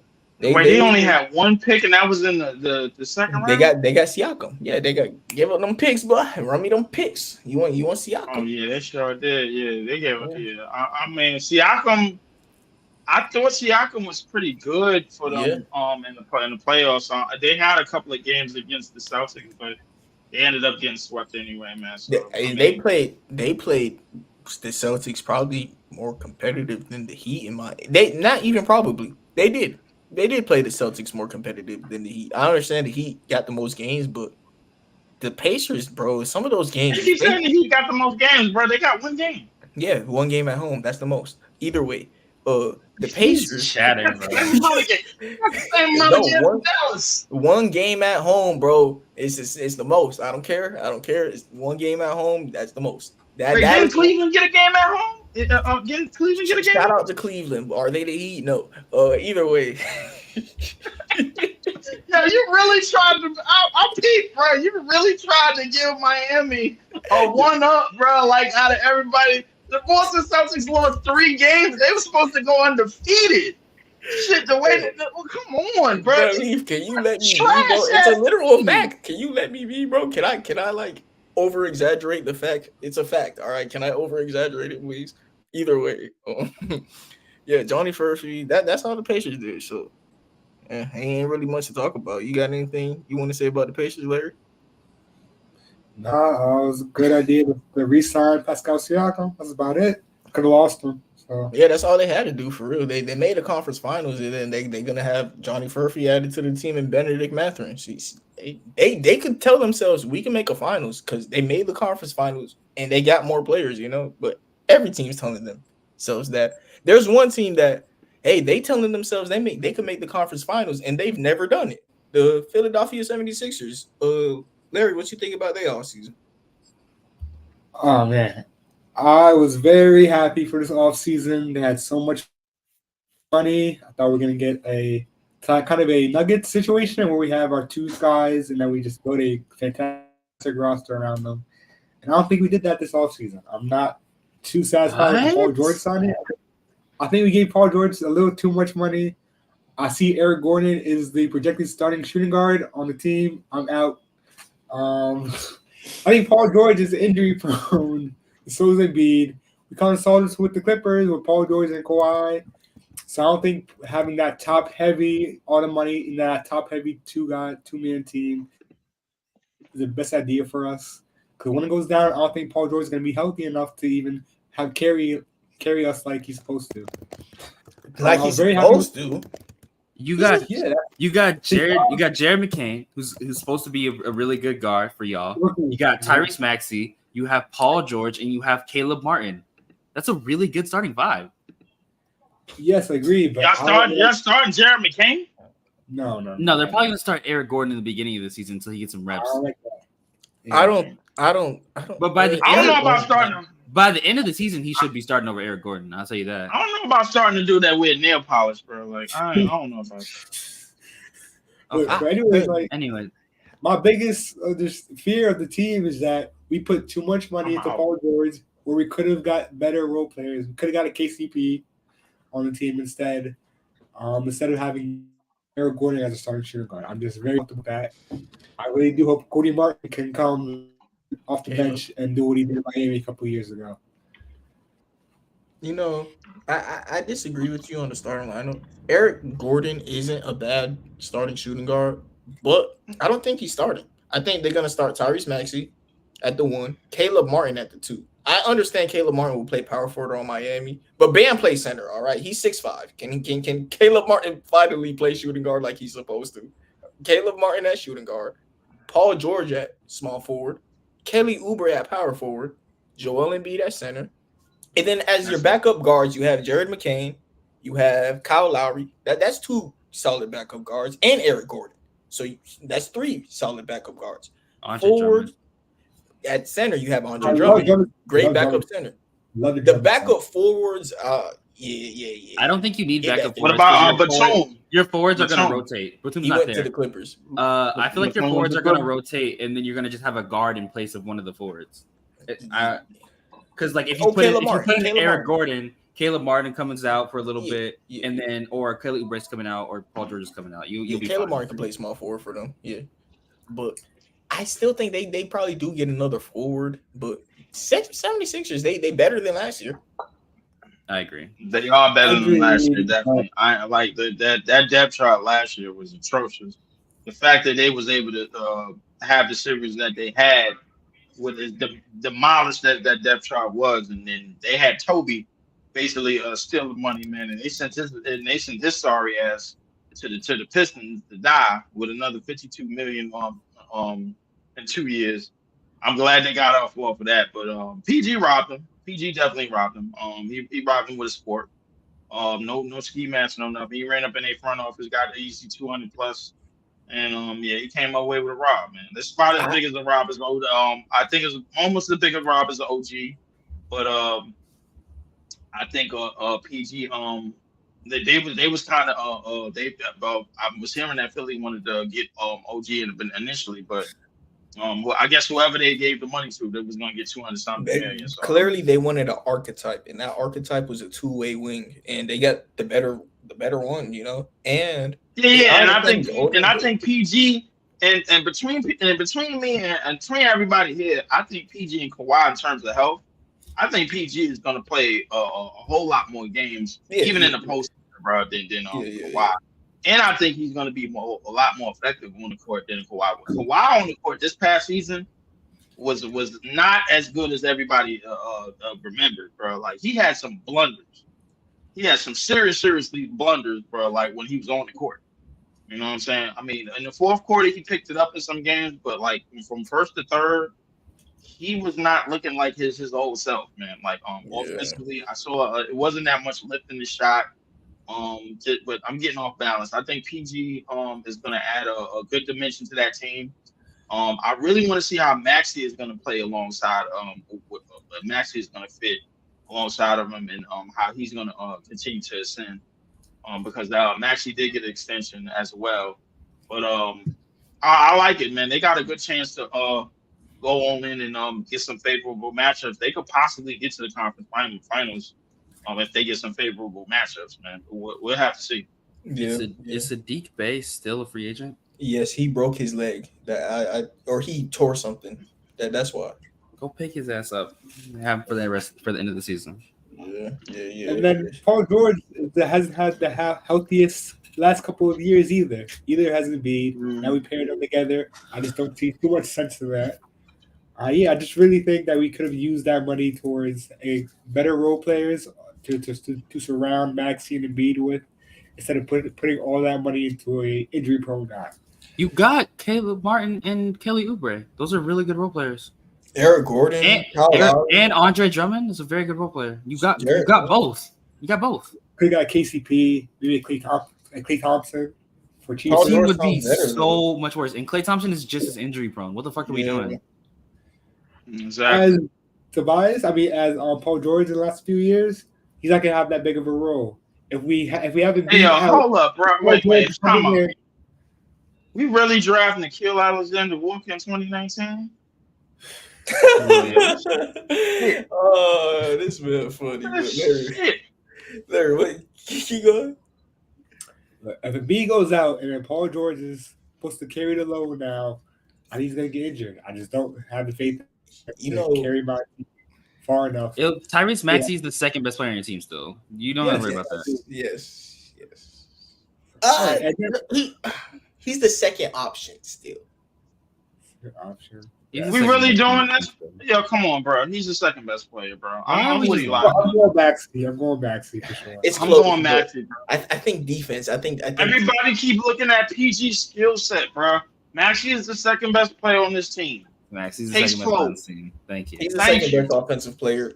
No debate. All right. debate. Oh my God. It's just deep. They're close. It's just defense. But I view Paul George as a super role player. No, you killing me, bro. Like, come on, bro. I've always viewed him. Hey, bro, it's heat culture. He thinks Al Horford's better than Karl Anthony Towns. So, you just gotta let him cook. He That's said he culture. Al Horford is better than Karl. He didn't deny it. Listen, he didn't deny it. Told you. I'm not lying. Oh my God. Listen, Either way. oh man. Either way, Paul George is one of those guys who I think he's like a Klay Thompson. He's not exactly like Klay Thompson, but he doesn't need the ball in his hands. Great shooter. And Tyrese Maxey is going to be the guy with the ball in his hands. Paul George is more of a play finisher. He could create plays also, which is why he's so nice. But I don't think he changes the flow of this team too much. He's an in-flow player. He's going to spot up, play defense, and whenever he needs a bucket, he's capable of doing that. All right. I understand it, but I guess to sum this shit all up, man, the Eastern Conference is going to come down to what, 1, 2.5 teams, I guess, man. Like, it's gonna be another the East shit is top year. heavy. The East is more top heavy than the West, in my opinion. It's the Celtics, it's the Knicks, the Knicks. Sixers are the top three. That's I it. fuck with the Magic though. The Magic just need time. I'll be honest with you. That is a squad. Well, I agree with you, Elijah. I think they need time and they need certain teams to move out of the way. I think if they could get Boston with the defense and the height and the wingspan that they're adding, they can wear them down. But I don't think they can beat them in the 7-game They series. have the best chance in terms of matchups. I don't think they could beat the Knicks in a 7-game series. I don't think they could beat Philly in a 7-game series. I think they can wear them down in terms of the matchups. You're absolutely right. But I think the matchups is more to wear them down in a 7-game series and get into like a dogfight. I think the But I only don't reason think you they think could- that is because they're so young. They Orlando don't have enough enough- consistency. Yeah, that's it exactly. Orlando, their offensive consistency is just not there yet. I think they need to figure out how to play a little bit faster. I mean, they need a point guard to speed them up, maybe get some easy transition going, man. But I think if they could do that, they'll shed the light a whole lot brighter to what to their contendership, bro, in the Eastern Conference, bro. But right now, they just one of them teams that's just young and stupid, and they got a lot of goddamn talent on it, man. But they're gonna be a playoff team for sure. Yeah, I'm looking at my player rankings right now. I actually do have Tyrese Maxey above Paul George. So whatever We know you'd be lying, bro. It's all good. whatever reason I came to that for, whatever reason I came to that for, I guess maybe if in my player rankings I be having valid ass reasons like when I'm doing them. So I guess so. But Maxey for me is at 30 and Paul George is at 32. So like I was saying, they're pretty close, super close.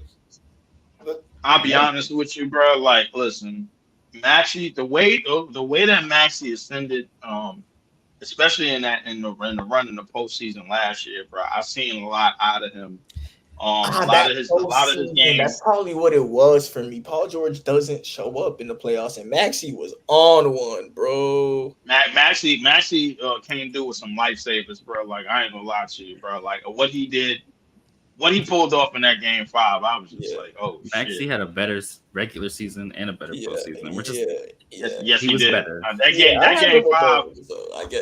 5, I had a Reggie Miller flashback from '94, bro. Like, and that was 30 years to the day that actually happened, and I remember exactly where I was when that bullshit took place. The dumbass Knicks got a problem inbound in the fucking basketball, and that's what happened. Yes, bro. That's hilarious. I always complain about the way we inbound the basketball, bro. Inbounding the ball. At inbounding the fucking ball, bro. Inbounding the fucking ball. In somehow, some way. It's so basic, and yet we're so bad at it. The amount of turnovers I've watched from the Knicks. Game 2, bro. Like, I felt like the NBA gave the Knicks a mulligan. It was just like, yo, that wasn't no foul. Go ahead. Let Divas just hit that fucking 3, bro. Like, go ahead, bro. That wasn't no foul. Cool. And then game 5, they can't inbound the goddamn ball. It's been a problem. They've been having this problem for 30 years. It's been a problem for years. Damn. He's not wrong, bro. I get. He's not wrong. We can't inbound the ball. Bro. Yeah, that's funny, bro. The next team we got, we're not going to stay on them too long because we talked about them a bit. The Miami Heat. Elijah, what's your thoughts about their all season? The fuck did y'all do? Nothing. Just got Khalil Ware. That's what I was. That's why I said we're not going to stay on them too long. You lost Caleb Martin. You haven't re-extended Jimmy. You didn't do nothing. You got Bam? You think you extended Bam? Yeah. $55 million a year is kind of crazy to me. 55. Yeah, nah, y'all suck, bro. I ain't gonna lie, bro. Like, this, outside of the Knicks and the Sixers in Boston, bro, we made more noise than anybody else in the damn East. I'm sorry, bro. Like, y'all had your Cinderella story, but the glass slipper is broken. GG, great job. You guys. Look, I can't even talk hard, bro. Like, I still believe in my team, but I can't talk hard. Last year I was able to talk hard. Look, whatever, bro. It's time. It is time to. It might be time to move over Jimmy. I disagree, man. Look, I told you earlier, man. Jimmy ain't scaring nobody no more because he can't hit the court. I disagree, bro. Like, man, if your first move on the Jimmy Butler fucking timeline is to move Jimmy Butler instead of Tyler Hero, who doesn't fit the nigga, you're fucking stupid, but whatever. Why does Jimmy Butler have a timeline at the age of 35? Yeah, he's too damn old to be your timeline. All right. No, you're actually right. I should have. It's not the Jimmy timeline. It's actually Bam. It's actually Bam. Y'all are right. And the first thing on the Bam timeline should be moving Jimmy for as much as you can get, so you can build around Bam. That's the first thing you should. Think about it is I think Bam is a co-star. You're holding on to Jimmy for dear life, bro. Listen, I appreciate what he's done. What he has done in the last 4 years, since the bubble all the way to 2023, was nothing short of amazing, bro. Getting that team out of the East, I just knew that they wasn't good enough to beat nobody in the West the entire goddamn time. Yeah. That was the Buffalo Bills of the damn Eastern Conference, bro. Like, it was just that simple. So I mean, but I appreciate what Jimmy has done. Jimmy has basically scared the shit out of some of the best talent in the Eastern Conference for the last 4 to 5 years. But I think now that time is come and gone. I think now that the Celtics, the bum ass Celtics somehow got a championship in 2 tries, bro. Like, and with the top 5 team that they've had in the last 7 years, I think the time has come to really try to just, see if y'all could flip and get a retool type of a young star and parallel that timeline to Bam and continue to fill Max Bam out as a top center in this league. You know what I'm saying, bro? Like, I mean, there's nothing else I can really say, bro. Like, Jimmy, bro, like, I think he's done with everything that he can do. But everything that he could do is just wasn't good enough to win a championship. That's all it was. That's all it was, man. It's time to move up off that. Like you said, the Cinderella story. I I think somebody referred to Miami as the cockroaches of the Eastern Conference, bro. Like you just can't kill them. You know, like every time you squish them, they get back to life, and then they run and go for cover, and then heal up.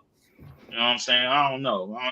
But I appreciate what Miami has done, but the Jimmy era, bro, like it's time to go all in on Bam and complete his ascension as the one of the top players on this team still, but fit that timeline with Bam. Fit that timeline. Try to fit that timeline as much as possible. All right, to let y'all know that I don't look at it as a bad thing. Like when I call Paul George a super role player, I think the same with Bam Adebayo. He's a super role player. He's one of the best number 2 options, and I don't think that you should ever build a team around Bam. I think Bam should be the guy who you advertise. You still use as a piece though. You still use him as a piece. He's who you advertise to these number 1 options. Like, hey, we got a top 5 defensive player in the world, and you could cook. You know, we got Coach Spo, we got Pat Riley, we got culture, and then Miami. Yeah, we got Miami Beach, fam. You gonna have fun. Like, come on, number 1 option, please. Can you come? Shit, we need y'all are gonna be fine. You guys have made yourselves a premium free agent destination. Yeah, I think we'll be all right. You'll be fine. Just get rid of Jimmy, bro. He's old as fuck. I like Jimmy. Am I attached, bro? Am I attached, baby? It's cool, bro. If the Knicks front office started talking about moving Brunson, I would be I'll be feeling the same way, bro. I'm like, nah, he's not going nowhere. Y'all chat it, bro. Whatever, bro. I don't want to talk about the Heat too much, man. Let's talk about the Bulls, a team who I think is finally going in the right direction. Alex Caruso, I ain't gonna lie, they sold him for pennies on the dollar, but at least they finally sold him. You know, I understand.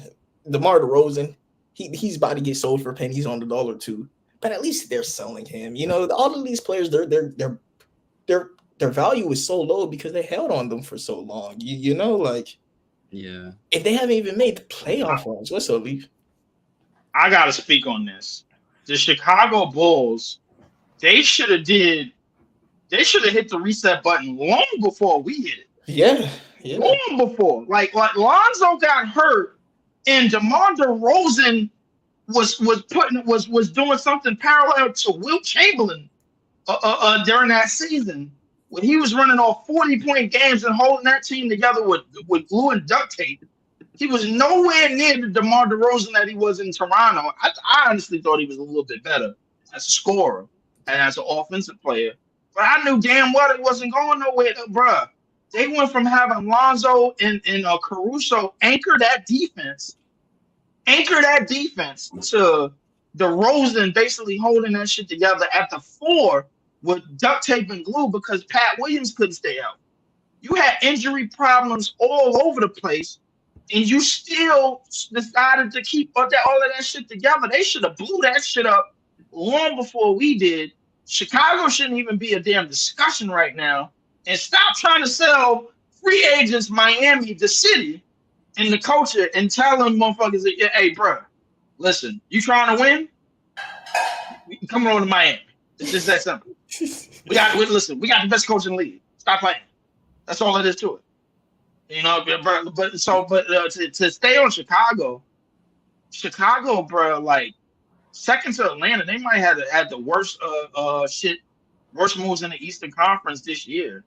The thing about it, Leaf, sorry to cut you off, but they want to be a bad team. Remember, they traded their first round pick. Yeah, they do now. It's a top 10 protected pick, so they have to be in the top 10. They have to. Right. And Alex Caruso is too good of a player. Josh Giddey's a bad player, you know? So, like, Josh Giddey helps them get their pick. And especially in the Scoop Flag draft class that everybody's so hyped about. And I think Josh Giddey's going to be out the league in another 2 years. I ain't going to lie. It's possible. No, I agree with you. It's so possible. Josh Giddey has not looked good. But also, if he does, the thing about Josh Giddey is if he does show that he's an NBA player, it's going to be on a team like the Bulls who don't have no other players to prove themselves, and Josh Giddey's the only guy. Josh Giddey was probably next to his worst fit. I think Shai Gilgeous was the worst fit next to Josh Giddey. Going into the draft class, before the draft, a month before the draft, my worst landing spot for Nikola Topic, OKC Thunder. Where does he go? OKC Thunder. Who does he play like? Josh Giddey. Those guys, I feel like their playmaking is the number one part of their game, And on a team full of playmakers, it doesn't shine. On the Bulls, they don't have that many playmakers. Maybe Josh Giddey could shine, but I doubt it. Which is more of a reason why redshirt Nikola Topic. I don't think I think it does something for their depth. If it depends on how their depth looks next season, if he could come off the bench and he could dock the court up for that team, for that OKC bench, man, that'd be a plus. And I think OKC would be in a crazy driver's seat. But I'm actually hoping that the Nets go pick up more young pieces, because we've been trying to shop Cam Johnson. We've been trying to shop Dorian Finney-Smith. Toaster Struder, aka Dennis Struder, is he got 1 year left on his deal. So we probably gonna keep him because we don't have a point guard. But I'm hoping that we could just go out there and probably steal Nikola Topic, bro, because I think he could help our youth movement.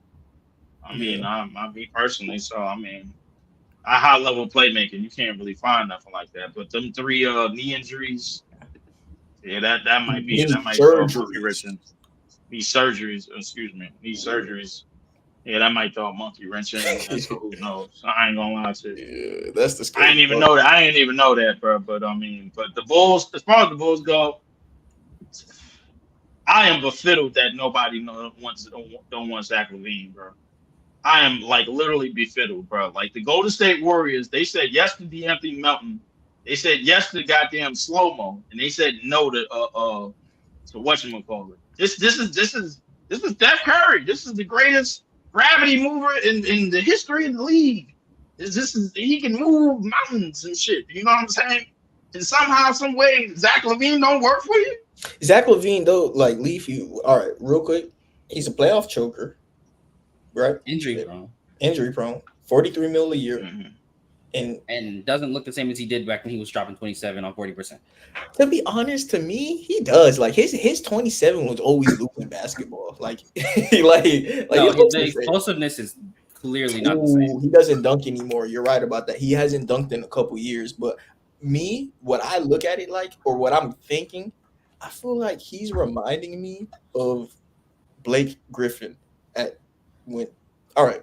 Blake Griffin? Oh wow, that's a crazy comparison. Hold on, no. I'm talking mentality wise. You remember Blake Griffin had a time where he was unhappy and he wouldn't dunk the ball, and then he just went to the fucking Celtics and he started like windmilling and shit. When Blake Griffin was on the Pistons, he did not dunk the ball at all. He was shooting threes, bro, layups, all of that shit, bro. Like he was just down bad on the Pistons.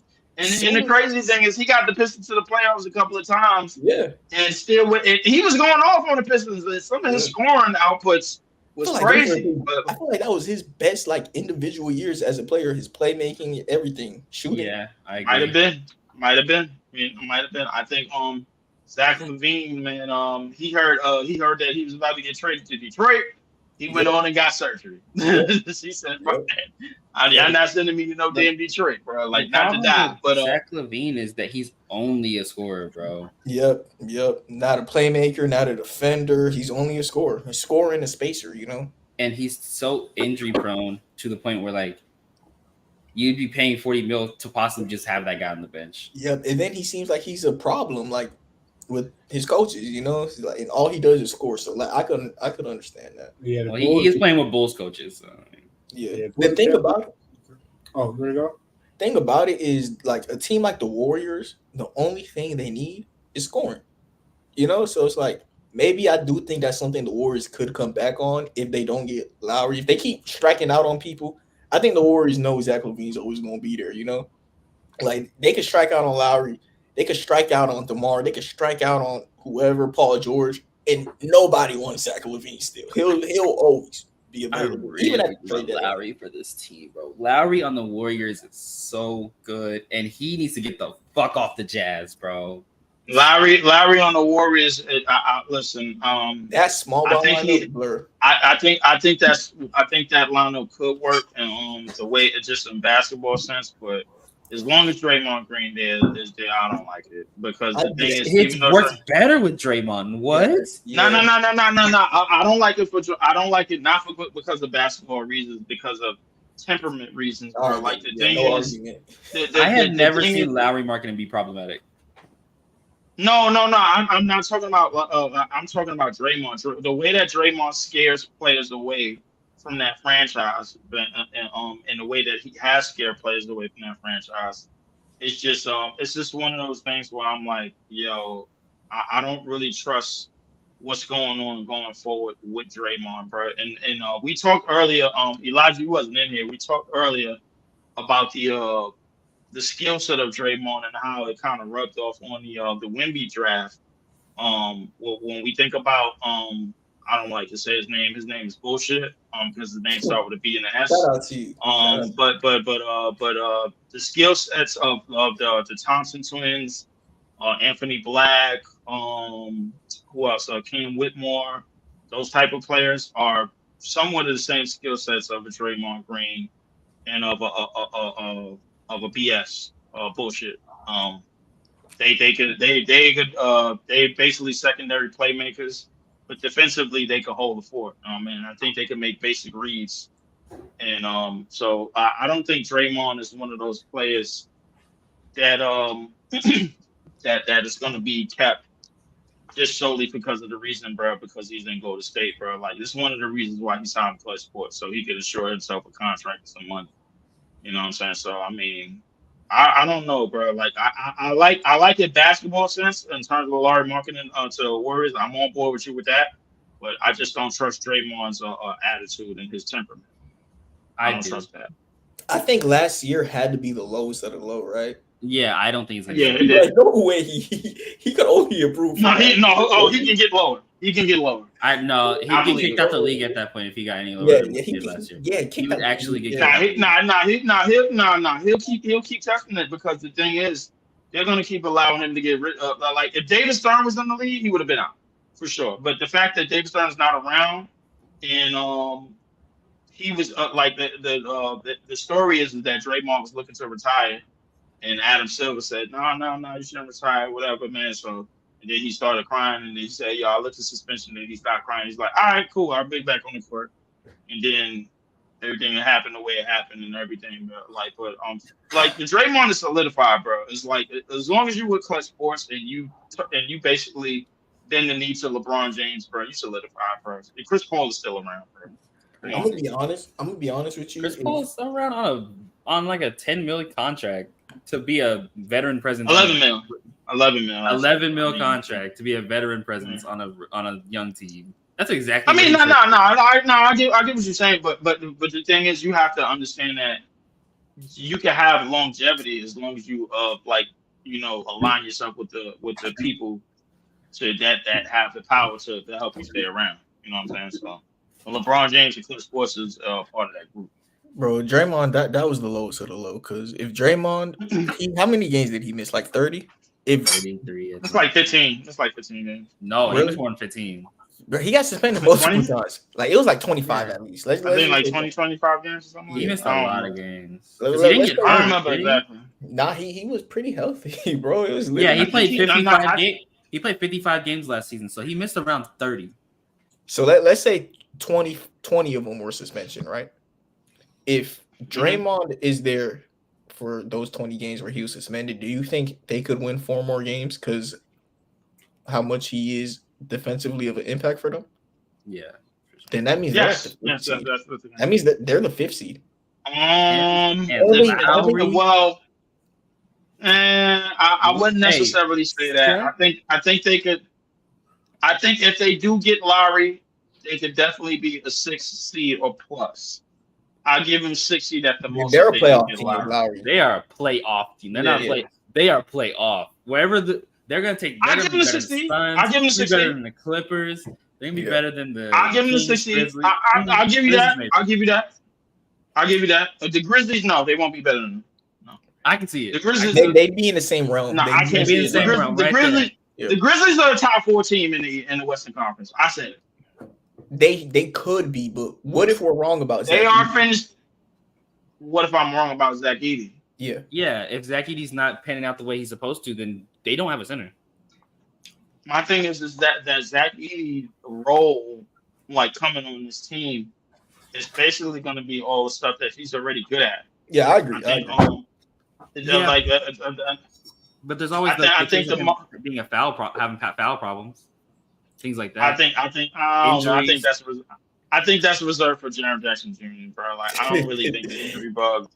I don't really think the injury bug is going to hit Zach like anybody thinks, man. Like, I think he's going to be just fine. I think he's going to be just fine. I think so offensively, too. offensively, he's a lot better. He's an upgrade from Steven Adams. I don't think neither one of them is a better offensive player than Valanciunas. Valanciunas was a fake shooter, but I think Valanciunas, what he gave you offensively, him being a fake shooter, bro, allowed him to open up his game more. But he was able to be very talented on the block in the paint, man. I think his scoring prowess, and then his rebounding, what he was able to give you on the boards, even since Toronto, bro, like going to Memphis was very good. So I mean, it's going to be important to see how Zach Edey and all the things that he improved on, because he was willing to improve in the combine, and then we saw a lot of the things that he could do. It's going to be interesting to see how he adds that to his game in the NBA. But I think he'll be fine. If the Warriors get Memphis is top 4 to me. If the Warriors get Lowry, they're going to be the 4th seed. No, they're not. Yes, if the Warriors get Lowry, they're going to be. The Warriors get Lowry. I give him 6 at best. I give them like 4 to 6 range. I give them 4 to 6 range as well. I like it. Yeah. I'll give them 6 to 8. No, because 6 to 8 would mean that you think that they're going to get Lowry and then win maybe 2 more games with him. That's what you'd have to believe. The roster also is deeper. I mean, yeah, you can say that. The Anthony Mountain is a defender. Slow-Mo is whatever the hell he is. Buddy Hield. Is the defender Buddy Hield there? Buddy Hield.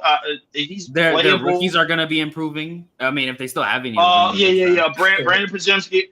I like Podziemski. Who else they got?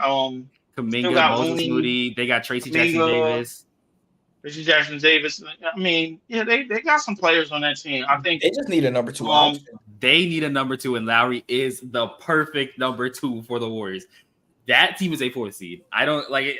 Hey, Grizzlies gonna Lowry shoots 8 threes a game. I think Lowry.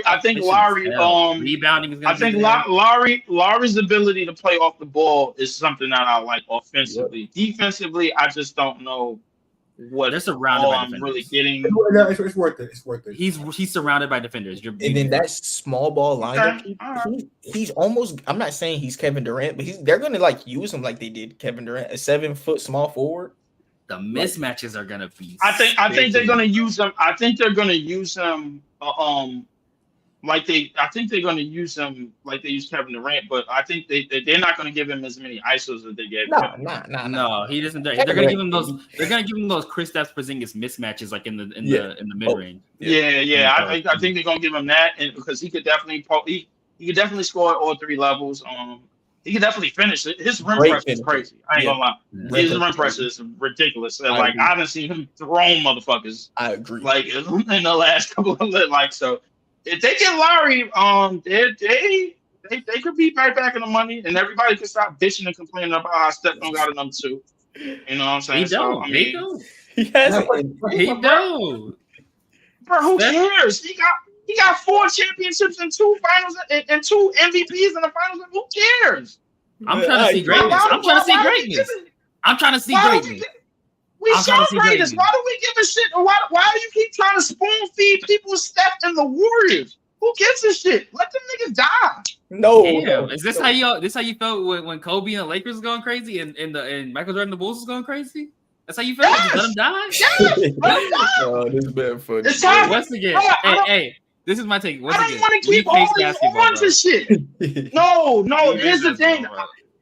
See. The thing is, you can't 1 second tell me about an upcoming team like OKC 1 year, and then tell me Orlando, and then talk about Steph deserves better. Bro, we watched Steph go to the finals 5 straight years. I don't need him to win. But him being competitive and playing series against the younger guys would be great. I love that. Yeah. I don't want to see Steph in the playoffs no more. Fuck Steph. We saw it at least the playoffs. The same way we saw young LeBron teams going against those older Celtics teams, and it was great. Yes, the same way we saw Yeah, young Dwight going okay, against older Kobe. It was great. That's fine, but okay, that's fine. But the thing is, Steph, I don't need Steph in the way if you're gonna tell me about teams like OKC ascending and Anthony Edwards ascending and all of these They're young going to be players. higher seeds than him. And then when Wemby and the Spurs start to ascend, Steph is still hanging around at the age of 38. Still running around illegal screens and still bombing threes up, bro. And everybody don't talk about Steph deserves better. What about Wemby? Don't he deserve better? Wemby gonna be fine, bro. He got great power. Wemby gonna be fine. Now see, we ain't worried about them because they're young. They gonna be fine. They can waste 3 years. It's fine. Steph was drafted like what, 2010? He didn't get good till like Steph was drafted in 2009. Steph was drafted in 2009. And he was healthy for most of those years, bro. No, he wasn't. The problem he wasn't. That was his problem. No, that was his big problem, the ankles. He was he only got injured really 1 year, bro. He That's not played true. On average, bro. He played enough games, bro, during those first couple of years. He only missed one whole year. You know how he had ticky-tack injuries, but he still played. He was like LaMelo Ball. The first year, 80 games. Second year, 74 games. Third year, 26. Fourth year, 78. But he was constantly playing with injuries. Oh, great. Maybe not LaMelo, but no, not LaMelo. Bro, no. He was just one of those guys that was constantly on the court. He only sat out. He only like sat Anthony out Davis. 2 Like years. Anthony Davis. Whenever Anthony Davis has a healthy season, we know he's still playing hurt. We know. We know. Bro, everybody in the league basically plays hurt, bro. All of these stars basically play hurt. Same, bro. It's Curry not the still same. plays with those. What do you mean it's not the same, bro? There's some players that don't really get hurt like that. Like, no. There's some players that just don't. Not the way Anthony Davis. Oh my god, bro. You saying that, bro, like Steph was overexerting those injuries. He didn't have to play no fucking defense when the Warriors finally got a goddamn team. They hit him They did everything for Steph. They had to defend the high.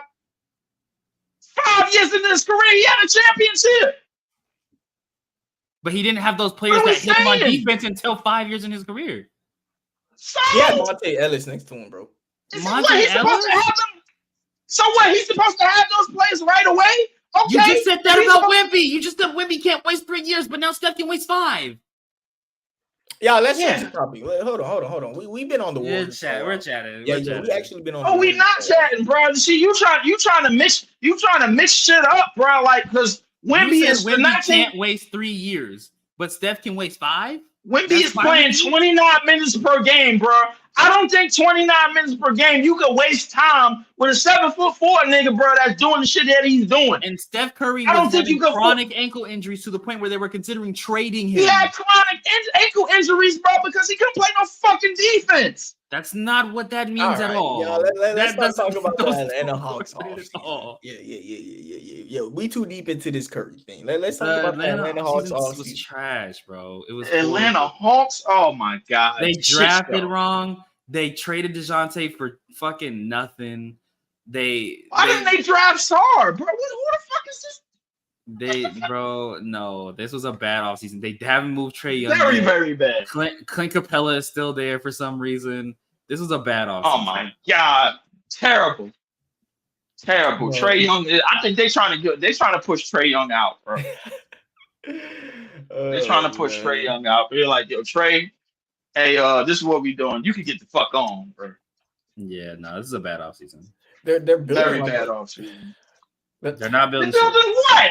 They're not building shit. I was gonna say like a modern lineup, but like modern lineup.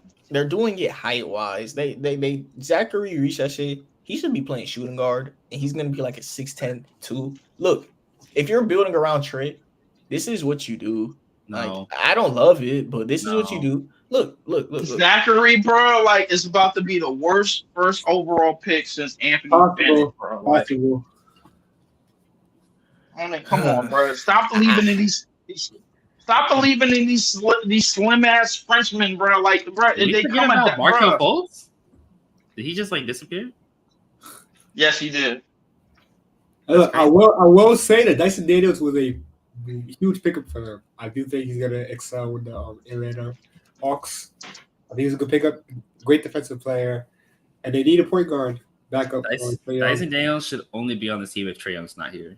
Yeah, but he's here. Trey's a good move. I disagree. I think Dyson Daniels fits really well next to Trae. Just a defensive player. Look, I think the Washington Wizards did better than Atlanta, bro. Like, I ain't gonna lie to you. The problem with Dyson Daniels did better than Atlanta. Is everything that people were assuming was wrong with DeJounte, that he couldn't shoot and he was only there to cut, he couldn't really do anything else. That's Dyson Daniels. Fucking Dyson Daniels. That's what he is. So yeah, I agree. So he doesn't fit that well next to Trae, actually, because everything that people thought was going wrong with the Hawks is what Dyson Daniels is. He doesn't fit well next to him. Exactly. He's not good enough as an offense. He's not a finisher in any way, shape, or form. I bet I head out right now, but thank you, bro. Thank you for having me, bro. And head out. Right, catch you on next episode. All right, Larry, man. All right, bro. Yeah, be safe, man. Of course. But nah, bro. I think the Wizards did better than Atlanta did. Oh, come on, bro. Like, they picked up Sarr. They still got Kuzma and Jordan Poole. They picked up they got rid of Denny, but they did pick up Valanciunas. They got better at the center position, but they picked up Valanciunas with some crumbs. I ain't gonna lie to you. We still considering Jordan Poole an asset? I mean, I guess, man, he could do something. He could have a game every now. I mean, when they put him back to the bench, he went back to looking like a good NBA player. He's where he belongs now on the bench. But he's a good NBA player on a max deal. Is he on a max? He's not on a max. He's on like. I mean, I guess if you want to call it a max, man. I mean, he got 3 years, 75 mil left, something like that. No, he's on a huge contract. It's not a very no, it's not that bad. He got 128. Not that bad. He gets 30 mil per year. 30 mil per year for a bench player is insane, Leaf. Don't lie to me. It's not a good contract. It's not. We just said contract. Isaiah Hardenstein just got overpaid for 30 mil a year off the bench. This coming from somebody that's promoting Emmanuel Quickly, bro. Like, come on, Emmanuel Quickly is starting on the Raptors. He's like he's starting on the Raptors because they got rid of all their fucking guards, bro. He is a bench player in this league, bro. We all know that. So Cam Thomas is a bench player in this league, then, to you? Yeah, of course but Cam Thomas ain't getting no money, so I'm not mad at that. I'm not mad at it. But if Cam Thomas could then play make and also defend, would he still be a bench player to you? No. Okay, then Emmanuel Quickly's not a bench player to you. Emmanuel Quickly can't. No, Emmanuel Quickly, bro. He ain't moving nobody with his playmaking and defending, bro. He ain't moving the needle enough. No. So getting 7 assists on 2 turnovers isn't moving you. Getting 7 assists on 2 turnovers in how many games? 28. 38 games. That's almost half the season. 38 games. That's almost half the season. Almost, but it's not. So those 3 games is moving you that. Those 3 games is moving you that much. That's what you're telling me. If he would have did this for 3 more games, then you would be like, on Toronto, bro. What are we talking about? But you can't miss just because he's on Toronto doesn't mean that you can change the efficiency at how good he's been playmaking. The level of mistakes that he'd be making if he was a bad playmaker would still be there. Good team or bad team. If anything, they'd be worse. He's making good decisions on a bad team. That makes him look even better as a playmaker. That doesn't make him look worse. Good decisions on a bad team that makes him look better and not worse. If your players aren't able to finish, if your players aren't good, and you're still able to play make for them, create advantages without turning over the ball, that makes you look better because you're doing it with less. You know what, bro? It's easier to rack up assists on a good team, Lee. Just to, listen. I guess, bro. Like it basically, you calling Rondo an overrated passer, bro. Like I never said that. Rondo's been a good passer on good teams, bad teams, and everything in between. Yeah, he has, bro. Like, definitely. But I mean, the case about Emmanuel Quickly, bro, is that he was the bench player asking for that type of money. The type of money that he got, he was asking for that money, bro, while he was on the bench in New York. He was on the bench behind a top 15 player in the league.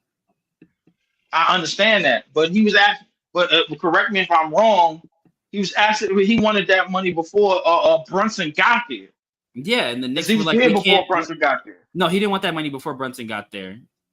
I don't think Emmanuel Quickly was really playing that much before Brunson got there. I think he had only been in the league for maybe 2 seasons. Yeah, he was 22. Yeah, that was his second season in the league. He 22, was right? okay. That was the second season. You're Yeah. absolutely right. Yeah, the Knicks knew that they were gonna have to pay IQ, but they weren't willing to pay two small guards. They did the right thing, paying a big wing that fits next to Brunson and Jalen Brunson. If they had to give IQ that contract, we would be talking about how dumb the Knicks are for having IQ and Jalen Brunson on two like big ass deals. That is true. They did exactly what they're supposed to do. But a guard that's giving you 17, 4, and 6 is a really good guard. 17, 4, and 6. That's not a bad guard at all. Yeah. IQ is cool. 4 years, 175. 175. I'm sorry. I lied, actually. He's giving you 18, 5, and 7. 18, 5, and 7. IQ does have higher. Does he? Even if he doesn't peak any higher, he's earned his contract off 18, 5, and 7. He stole money off of 18, 5, and 7. We seen niggas do this in the league. He's also shooting. He's also shooting 40% on 7 threes a game. I should tell you that. Like you said, if he never does this again, bro, he basically stole. He played for a contract. We've seen this happen before.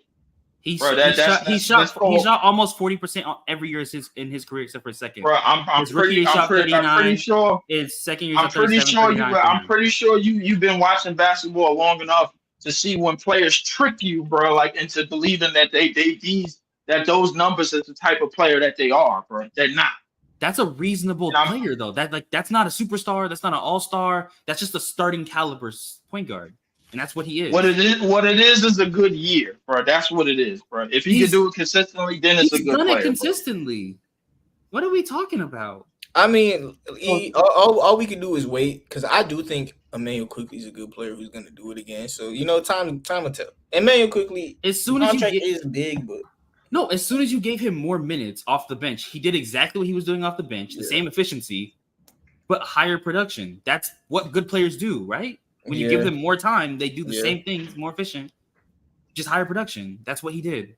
I don't need him to be a 25 point per game scorer. I would never ask him to do that. If he can give me 18, 5, and 7, I'm chilling. That's great numbers. Listen, hey, bro. If he could give me that, bro, in these next couple of years, that's better than Darius Garland to me. I ain't gonna lie to you. You know, I was looking at my player rankings, how low I had Darius Garland. I'm just gonna put him higher just for like PR, you know, just for PR. He hasn't looked good. But until he does, bro, then I'm not buying none of that bullshit. Emmanuel Quickly, he's gonna be making like a lot. But the one thing he's a player in his 4th year, just starting, putting up good numbers, and he got a big contract because of that. And that doesn't make sense. That makes perfect sense. I mean, Cam Thomas has not done nearly anything that IQ's player in his and the player in his 3rd year, and just now starting. And we played, and we had 2 dumbass coaches, bro, that basically took him in and out of the lineup, bro, like was wasting him away. And we went from having Mikal put up 26 and 28 games and then tricked us the next year, and then it dumped down to 19. And that Cam Thomas ascended basically to the top scorer on the team and the guy that just so happened to take the most shots. And he was probably the only shot creator on our team, the only elite shot creator on our team out of all of that situation, too, bro. Like, so realistically, Cam Thomas you look at all of that game than IQ as well. He does. That's because he's a 2 guard. Oh, bro. I'd rather have IQ, and it's not even close. The fact that we were even talking about Cam Thomas being close to him is honestly insane to me. It's not close. The fact that you was even trying to put IQ over him, bro, like it was crazy. Yeah, the guard that's better at everything. Yeah, I'm putting him over Cam Thomas. Nah, he's better defender, better rebounder, better passer, more efficient scorer. He's scoring off. Rebounding is not a guard stat, bro. You know it, bro. Stop. He's still a better defender, better playmaker, more efficient scorer. He's the better 3-point shooter. So what are we doing? None of that is moving anything right now. We arguing, bro. Basically, so all you care about is the pennies and pennies. No, I care about how he's creating that, bro. That's what I care about. Like he's always been a good playmaker. He's been a good playmaker. He's creating that on a team, bro, that really has nothing, bro. We talking about somebody that's playing alongside of Scotty Barnes. Come on, bro. Like, what are we talking about? Mar, how is he using somebody playing on a team that doesn't have anything and still being a really good playmaker and producing well as a negative? I don't understand how you do that. How do you use Scotty Barnes, Gary Trent Jr., come on, play. Bro. Like, they got players on that team, bro. You just said they had nothing. You said Leaf. If you swapped Cade Cunningham and Jason Tatum, who would average more assists?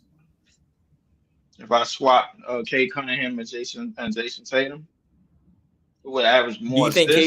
Do you think Cade would average more assists on the Boston Celtics? That's what I'm asking. Okay. Yes. Okay. What are we doing? All right. Either way, let's talk about the next team. Have we talked about the Raptors really? Because it seems like we've been talking about it so much. I mean, all they did was sign IQ. They re-upped Scotty Barnes. I mean, they just inked some money, bro. Like, they did. Yeah, that's why they didn't trade. I don't see really. Yeah, they didn't really get nobody, bro. That was about it. They didn't have their pick this year. That's why I looked at them as losers because they tanked and didn't get that pick. That's tough, but I don't know what the hell they tanked for. Because their pick was top 7 protected, and they had to be top 7, and they unfortunately landed at 8. And I think that you remember when we were talking about the NBA like rigs the draft? I think when they do stuff like that on purpose, like, you're gonna tank, we gonna make sure you don't get no top 7 pick, boy. You gonna land right at 8, sick as fuck. All right, unless you're the Spurs. Yeah, unless you're the Spurs. Yes, I'll agree with you on that. Yeah, unless you're the San Antonio Spurs, you could tank all day. They'd be like, "Come on, nigga, we got a number 1 pick waiting right for you." Go ahead. Yeah. Atlanta Hawks. Hey, y'all did exactly what we wanted. Y'all gave us a competitive playing game. Here's your reward, since I know DeJounte Murray's getting traded. Here's pick 1, bro. Here you go, bro. Exactly. Either way, that's exactly what it is, bro. They know when to give certain teams the number 1 pick when they're drafting about shit. They be like, "Hey, who coming out first? We don't know. Get that shit to Detroit, bro. Just somebody. This is the one." Yeah, but the next team is the Brooklyn Nets. So, Leaf, come on. I think this is one of the biggest winners of the NBA. Leaf, take the mic. The Brooklyn Nets, man. It is one of the biggest winners. We hit a hard reset button, even though we still got a GM that I don't trust, and an owner that's getting ready to sell the team, or at least the stock majority, bro. Like, he already gave a 15% to the Koch family. We hit a hard reset button, man. We just trying to and now the next mission is either Cooper Flag or Ace Bailey. Anytime anybody that's ever gave up multiple unprotected first rounds have lived to regret it, and we're living proof of that. Hence the Boston Celtics. So realistically, bro, like I like our future, and I like the fact that we chose a direction to begin with instead of doing this bullshit ass lollygagging. We really should have did this shit a year before. I thought we should have traded KD to the Houston Rockets. That's what I thought. We should have traded them to the deepest, darkest shit up, bro, like we could find. The fact that we traded everybody where they wanted to go.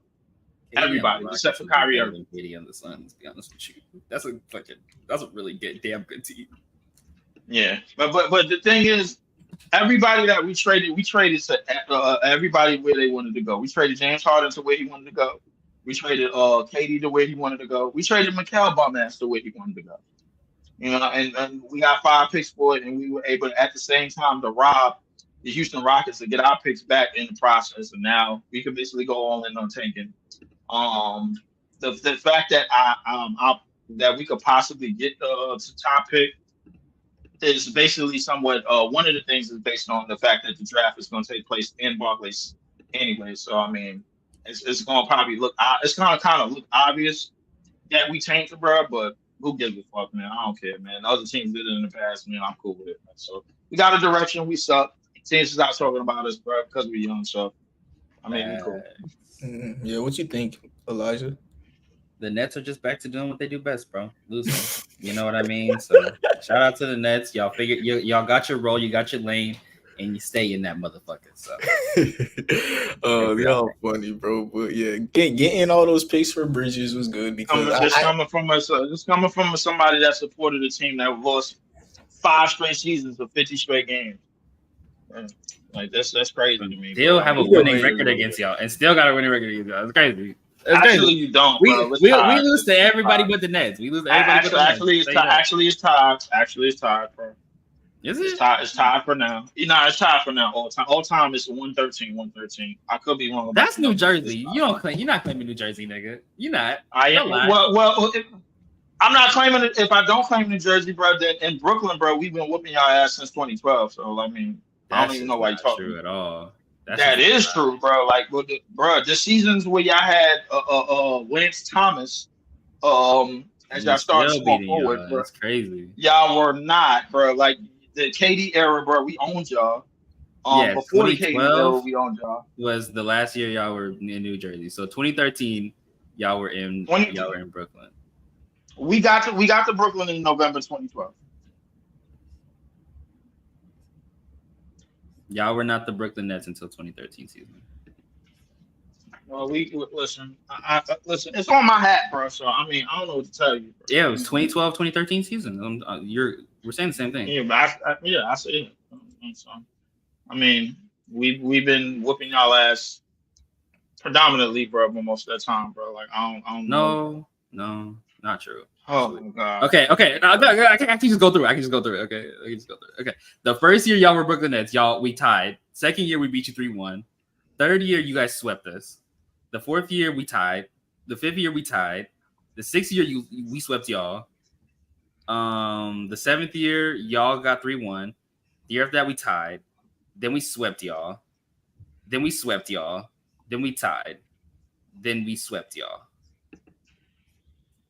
It sounds like the Knicks up, but sound like the Knicks up. Exactly. Either way. Wait, hold on. No, it don't. No, he's lying about that. I just looked at every game that we played against each other for the past from January 2013, from January 2021 all the way to January of 2023, we won 9 straight games against y'all. We won 9 straight, bro. Like, and before not that, true. 2021. I'm looking at it right now. You want me to send you the link? What, bro? You hold up, bro. You looking at some bullshit. They lied about the official NBA scores, bro. Either I'm on the same shit you want, 2021, they swept us. They got all 3. January 2021, we swept y'all. 2022, we swept y'all. In 2022-23, bro, it was 2-2. It was 2-2. Yeah, and then y'all won the last year. And then the last year, bro, y'all got the last. We swept y'all. Yeah. What, when it was 2-2, did y'all win the first 2 or something? Is that why you had like that big win streak? That was the years they had Kevin Durant and and Kyrie. They were beating us in those years. You got it. Before that, no. It looked tied to me, bro. Like, listen. I'm counting 1, 2, 3. What's this? 4, 5, 6, 7, 8, 9, 10, 11, 1, 2, 3, 12, 13, 14, 6, 16, 7, 17, 9, 18, 10, 19, 11, 20, 12, 1, 13, 2, 3, 4, 14, 5, 15, 16, 25. We got 25 wins against y'all in Brooklyn. 22. We got 22 on y'all all time. So yeah, we 25 and 22. We still winning. Ha, nigga. Get out of here. Yo, it's them KD years. Them KD years carry like a motherfucker. Come on, bro. Stop. Please stop making excuses, bro. Come on, bro. It's cool. It'll switch this year. It'll switch this year. Of course it's gonna switch this year because we trash, bro. We decided to take. That's the only reason why y'all gonna win anyway. Y'all are funny, man. But the Nets, very proud of them. They got their picks back, and they traded Mikal Bridges. I think if they kept Mikal, his value is gonna go down. Because when I was watching him, the problem is everybody know, bro. Mikal is not worth no goddamn 5 unprotected. The thing is, though, Mikal himself isn't, but to the Knicks, I think that's one of the scenarios he is because he's put in the perfect position where he's at the shooting guard position. He's also the Villanova connection, like that is something real, Leaf. Like, and you know what? This is something that ticks me off, bro, because the Knicks couldn't get high value talent, so they went all in on collegiate teammates. That's what they fucking went all in on because they can't get high value talent. They did get Brunson, who's a high level talent, and now they got fit. Brunson was a B- player that gave them A+ results, bro. Like that's what it was. And then the reason, but A+ results comes with fit, and Mikal Bridges is an amazing fit. True. But I mean, listen, I'm not one of that's like saying the Miami Heat don't get high level talent because Jimmy Butler wasn't Jimmy Butler the way that we were talking about him until he went to the Heat. He was a really good player, but he wasn't the Jimmy Butler that we know now.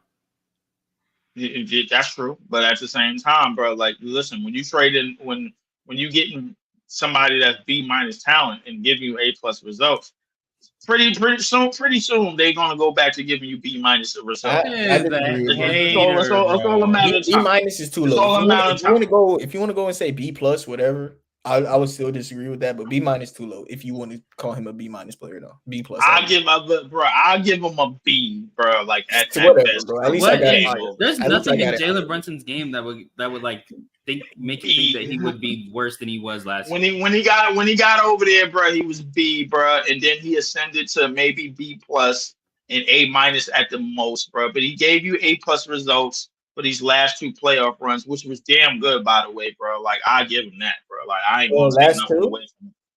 I mean, I'll say last 3 to 4, even on the last three. I give the last 3 years. Dallas last year against Cleveland and Miami, and this year against the Sixers in Indiana. Yeah. But they both ended in but two of them ended in second round exits. Man, one of them had a 50-win season. Brunson just goes to show you. It's so weird to me when players who have like a reasonable trajectory to being really good players just get assumed to be bad, are gonna assume to be a fall off. Like it's like spur of the moment. He was starting behind Luka. He was starting behind Luka.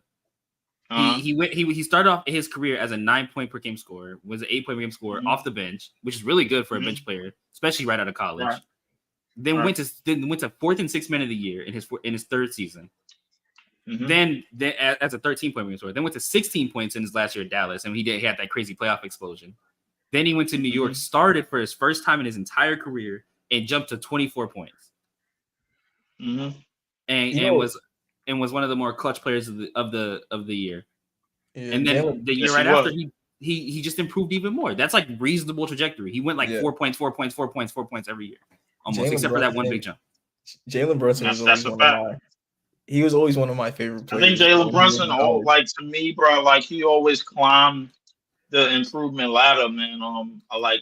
Very, very consistently for sure. But at the age of 27, going to 28, I think these are going to continue to be his best years. At least until Tom Thibodeau fucks it up like I know he's going to do. But I mean, the more power to him, bro. Like some of these playoff outputs, man, was through the roof, man. I was seeing 40-point games, 40+ point games, man. This year, last year, 30+, man. He performed like no other, man. I think he was making one. This is definitely easily one of the Knicks' best off-season acquisitions in terms of a signing. In history, bro. Like, which says a lot, man, for a team that's been around 75 years, that's been a shit show that the New York Knicks has been.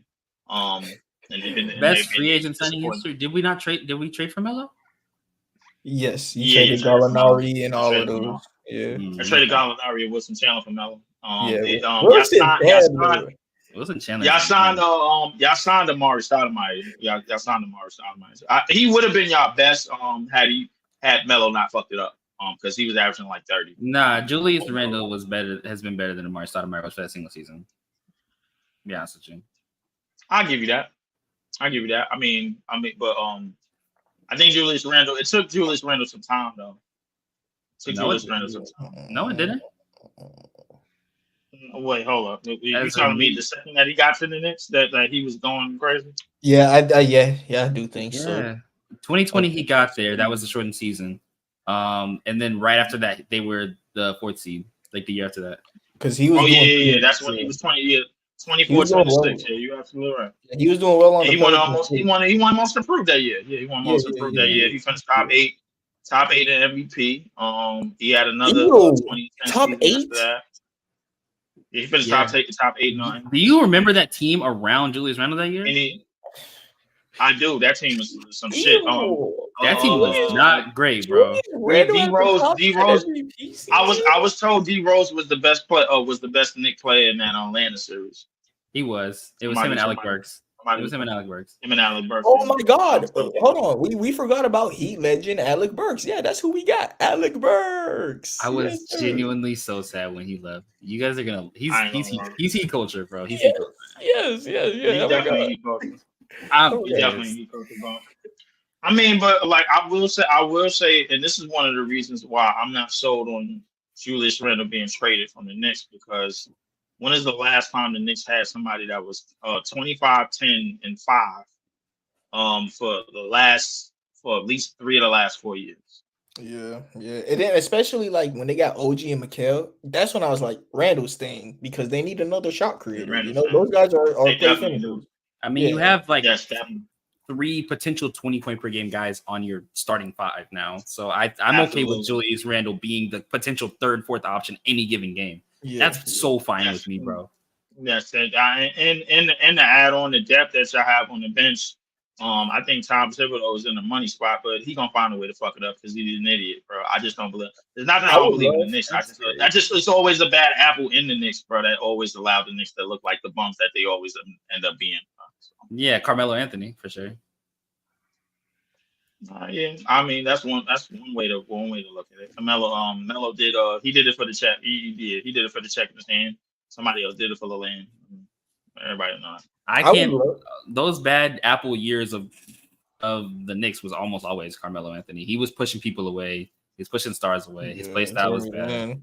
Yeah, he was causing drama. Since Melo's been gone, it really hasn't been that. There hasn't really been drama.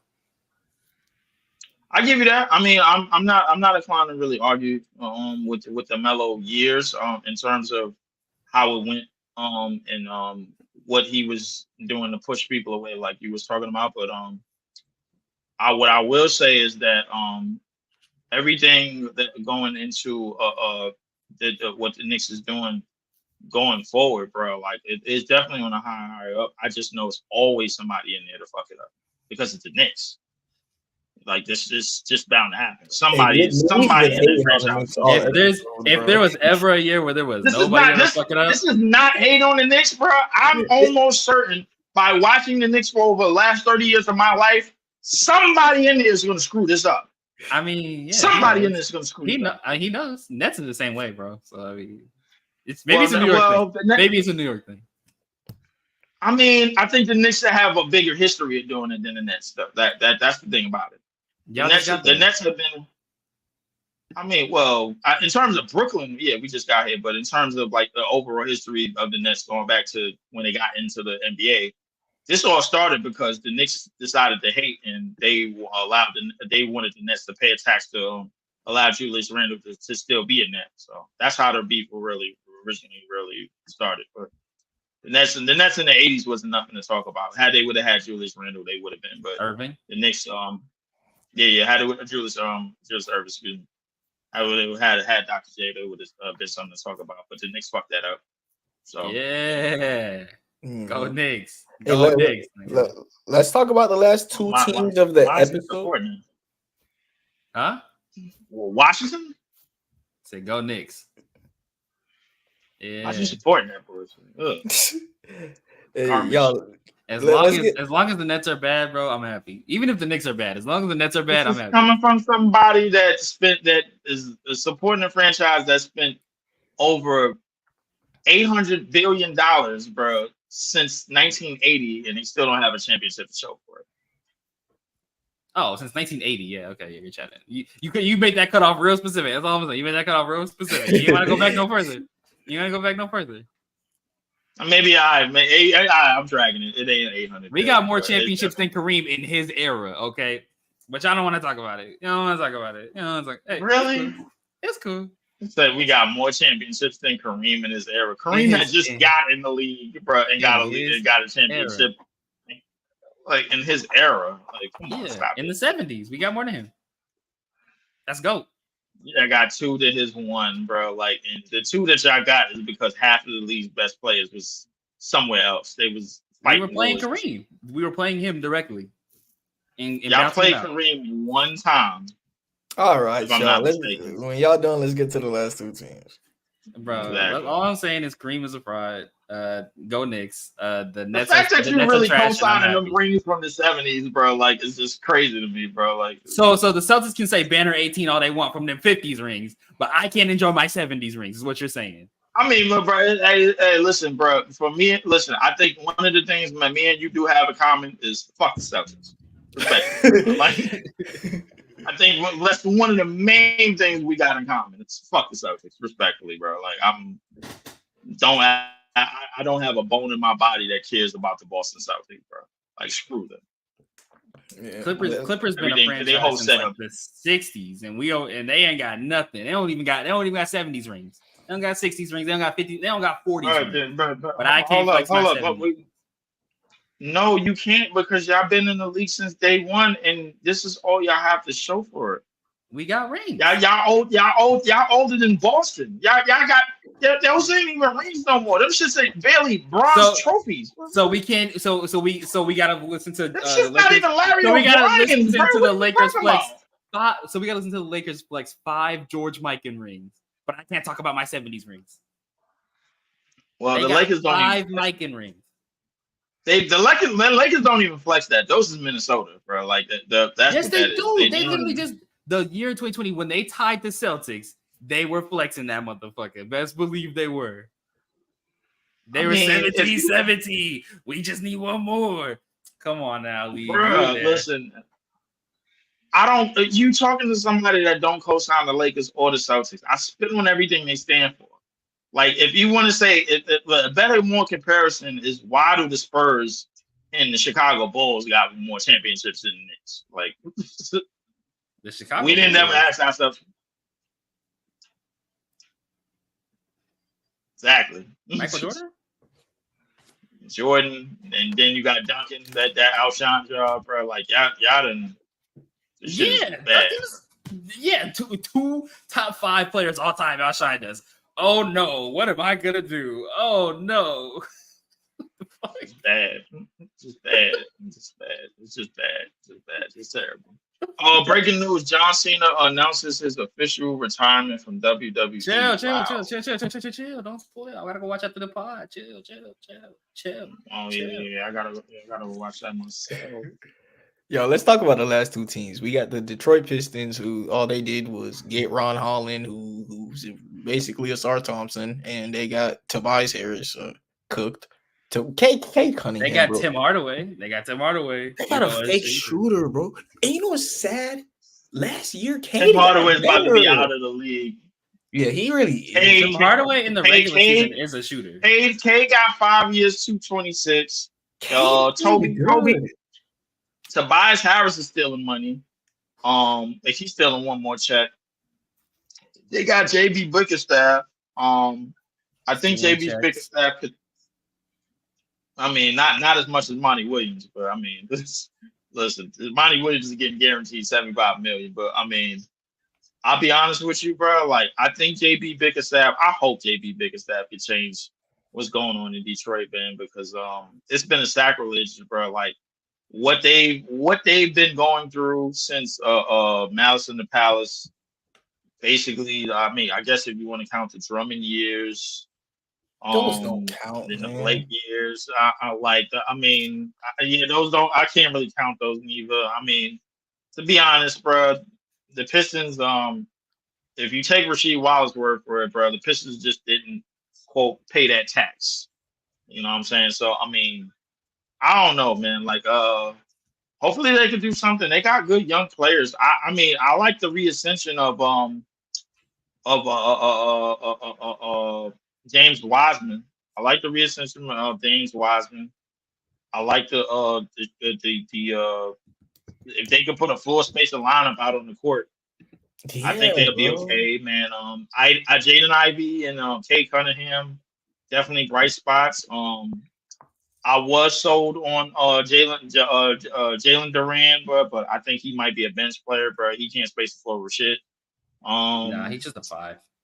Yeah, he's just a 5. Asar Thompson, I thought he was on his way to being a all league defender, bro, and Samani Williams basically put him on the bench for bogey and shit. And then yeah, man, I don't know, man. Like it's hopefully Detroit get their shit together, man. I mean, who knows, man? Like Jaden Yeah. Ivey and Y'all gonna be Jaden Ivey and mad. Cade is in purgatory, bro. Like, I mean, Yeah. hopefully they could run it. Y'all gonna be real mad with Tim Hardaway starting at the small forward next year, bro. Oh my god. Y'all gonna be real angry. That's all I'm saying. Over Tobias Harris? Hell yeah, he's a non-spacer at this point. Tobias Harris? Tobias Harris is stealing money, bro. He gets 26 mil a year. Hey, Bro, he's still gonna be coming off the bench. Stealing. I don't know, bro. This team, dude. All of their that's become a team where you dump contracts, bro, and then niggas never see these players ever again. Kemba Walker. Kemba Walker, Evan Fournier. Yeah, bro. Fucking Tim Hardaway. Tim Hardaway Jr. I ain't seen Nerlens Noel. Joe Harris. We said Joe Harris there, bro. I ain't seen him since. That nigga done vanished. He's gone, bro. Gone. God damn. Tobias want to end off where he started, boy. Holy. That's crazy, bro. This team ain't too much to talk about. They're failing Cade already, dude. Like Cade, he got better last year, and I'm watching because the Pistons were a team that was like on my circle list because Cade year 3, that was a big year for me. And he stepped up, bro. His team sucks. Nah, he got 2 more years of being trash, according to Lee. Until they can build around him. One thing I'll say about Cade, he's an elite mid-range shooter. Like I see his in-between game is elite. So, hey, hopefully he can build upon that. But he's a bad finisher. I'll say that. But elite mid-range shooter and the finishing. What's up with this new generation of players and just the lack of fucking rim pressure, bro? I'm sick of, this is that Curry effect. This is the Curry. The rim pressure is gone, bro. His layup percentages is bad, but like that's gonna raise up, right? Like he's shooting good from 3 in mid range, and he's gotten better as a passer. Like, bro, the layup. I remember back when Rondo used to hit that little fake pass with the layup, bro. I had that in my bag. Back when Chris Paul, we just spin the ball off the backboard weird as hell every time, and that shit was dropping, bro. What happened to their game I love, bro? I used to love watching Curry and Kyrie lay up the ball, bro. Curry throwing that bitch up all the way over the backboard damn near. That should drop every time. Yeah. Bro. Yeah. I got no rim pressure no more. Now I gotta deal with LaMelo Ball. Like, what are you doing, bro? Oh, that shit's funny, man. Oh, did we talk about the Hornets? No, we didn't talk about the Hornets. But I have to go. So I'm gonna hit y'all up. I gotta go. I'm dead ass miss money in the bank, bro. Like, let me. Yeah, it's not over yet. It's not over yet. It's not over. Oh no, because I gotta.